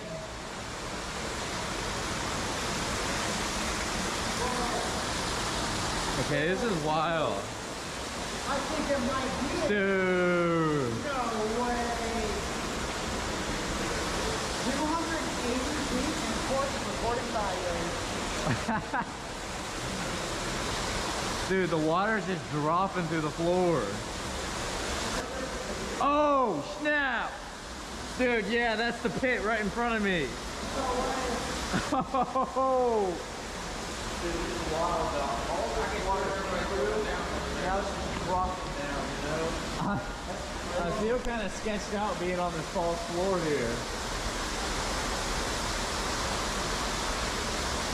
This feels wild, like the whole riverbed just kind of, that's what I'm saying, dropped off. Dude, I can see it now. Dude. No, wait, I think nothing right here. Yeah, I think nothing.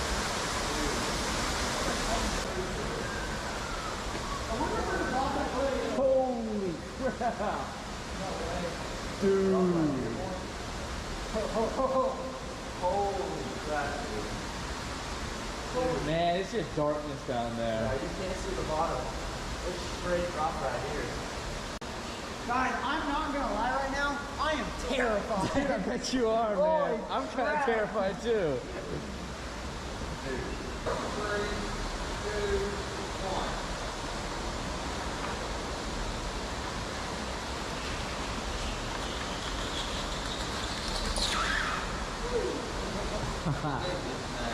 Good call.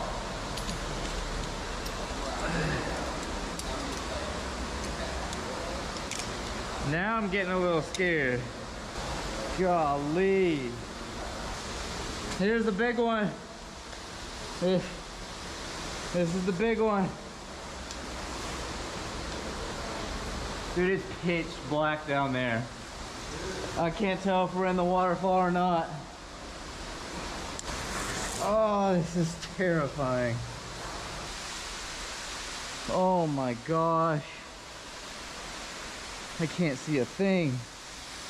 Yeah, it's just me and the roof. Oh my god, there's a waterfall. Okay, yeah. We reached the bottom.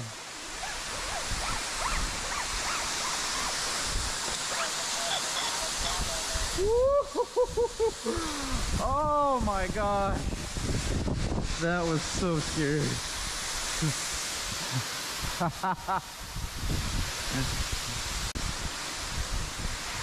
Are you wet? Dude, not a drop of water. Heck yeah, I'm about to get our ripping that down. Alright, let me get off rope. Alright, I'm whipping out the 75,000 lumen flashlight. Woo!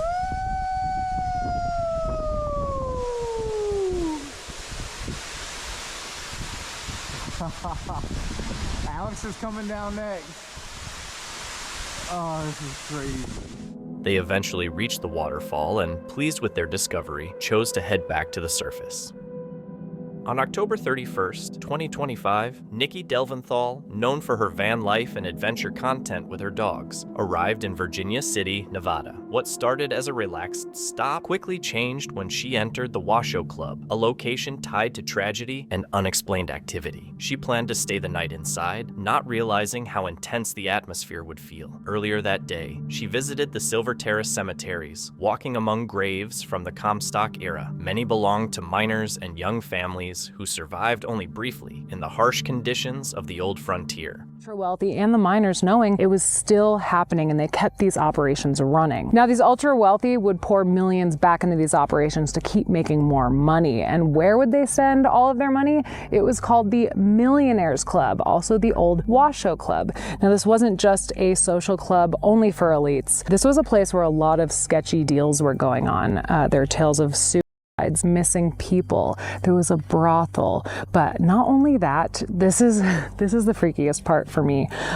This is also where they stored bodies in the winter. They had a room they called the crypt, and until spring, when the ground thawed out, that's where they put them. Honestly, it is no wonder that so many strange things still happen around here. So although the mining has stopped, it seems that the eerie past continues to linger on into today.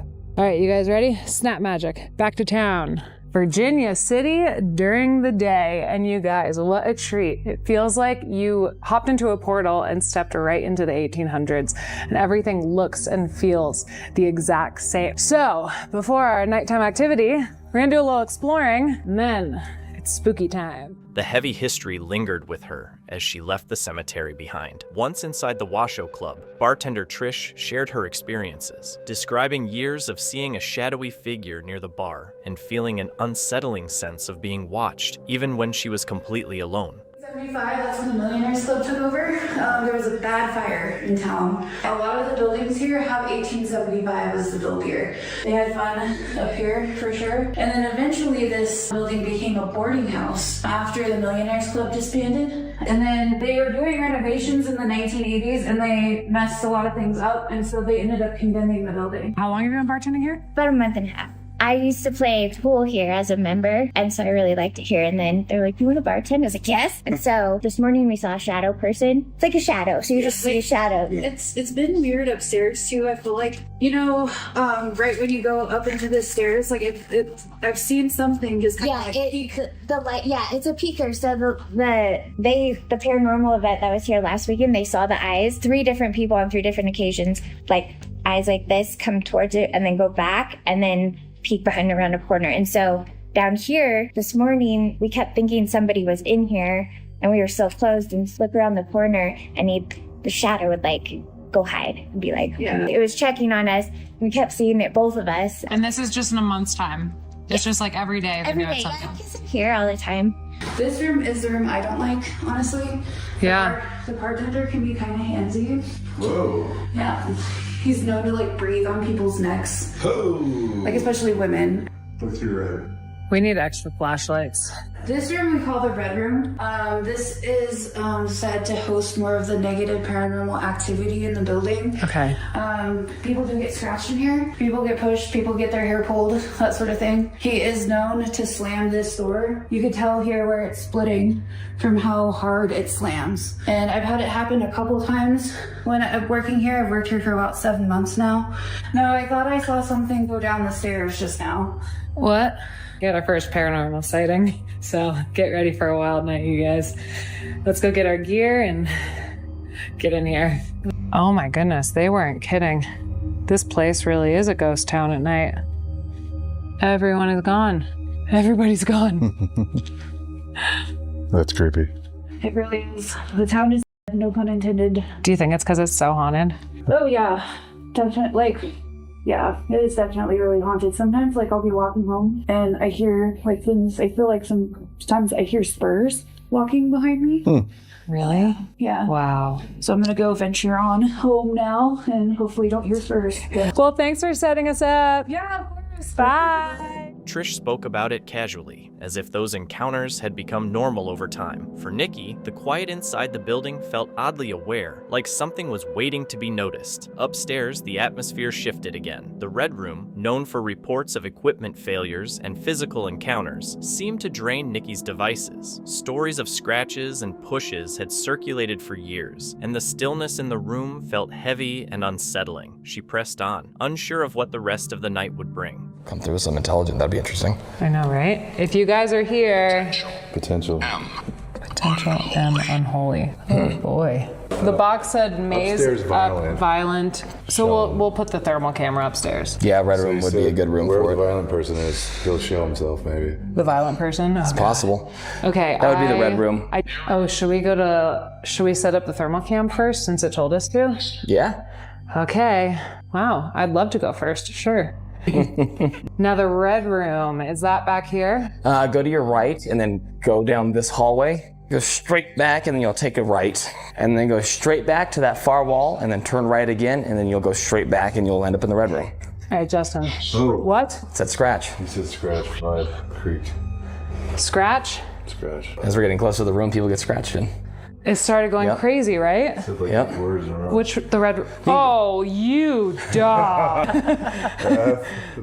Below the main level, the crypt revealed another part of the town's past. It was once used to store bodies during winters when the ground was too frozen for burials. Nearby stood a spiral staircase built without nails. Later, while Nikki and Justin were upstairs, a chair shifted slightly, though no one noticed at the time. Viewers later pointed out a moment where a figure briefly appeared behind Justin before disappearing, even though no one remembered anyone being there. That night, Nikki stayed on the first floor with her dogs as sounds. Soft thuds and movement came from above. One of the dogs stayed focused on a doorway as if reacting to something unseen. By morning, they quietly packed up and left, uncertain about what had really happened inside the Washoe Club. On October 5th, 2025, a solo camper sets up camp on exposed cliffs as Storm Amy approaches. The footage from the channel Happy Little Camper captures the quiet, minimalist style of wild camping as conditions rapidly become uncertain due to the lack of shelter.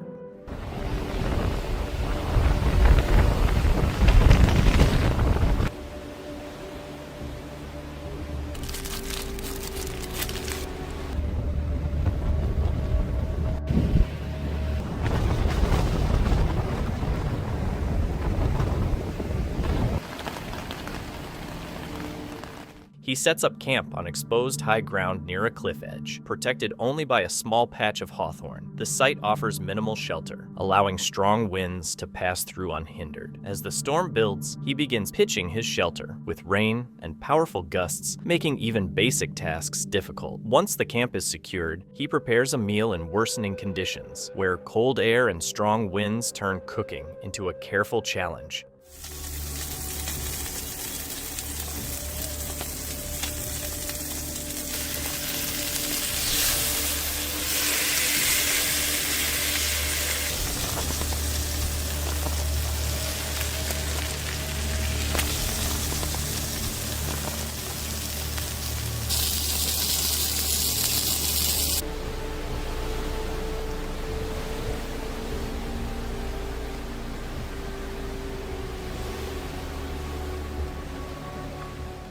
As darkness sets in, the storm grows stronger. By about 1 a.m., constant winds and powerful gusts make sleep impossible, rattling the shelter as the noise of the wind fills the area.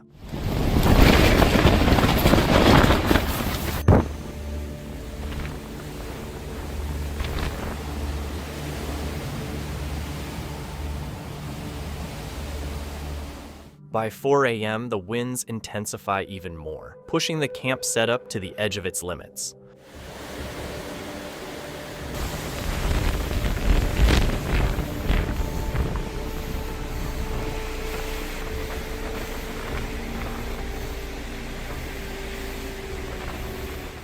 Aware that the situation is becoming unsafe, he decides to break camp and leave before it worsens. Viewers later observed that the real threat was not the rain, but unstable trees overhead in strong winds. At what point does persistence stop being resilience and turn into ignoring growing danger? Back in 2016, a woman hiking along Blackpool Beach stopped to take a quick photo of her 2 sons, and at first, it looked like a totally normal family picture. But after taking a closer look, they noticed something disturbing, what appeared to be a strange figure lurking in the background between the boys' legs. Freaked out, they looked around the area, but there was no one there. To this day, no one has been able to explain the eerie presence caught in that photo. Allie went back to the exact spot where they had buried the possessed doll, Mary, and immediately knew something wasn't right. The air felt heavy and oppressive, and there she was, Mary, half buried under overgrowth, as if the ground itself had tried to cover her up, but failed. Oh, there. No. Bro. There's like overgrowth on her and everything. She's right there. Mary's right. She was still there, watching and waiting. Then a whisper broke the silence. Patty? Allie froze, her voice shaking as she asked what it meant and who Patty was. Patty. What does that mean? What does Patty mean? The dirt around the doll looked disturbed, like something had clawed its way out from underneath. In the background, a faint, unsettling sound could be heard, something that sounded like a child laughing and crying, but Allie didn't react. Even so, he felt it deep down. The doll wasn't finished, and this time he knew he had to end it once and for all. Thank you so much for watching. Don't forget to subscribe and hit the notification bell so you can stay updated with our latest videos.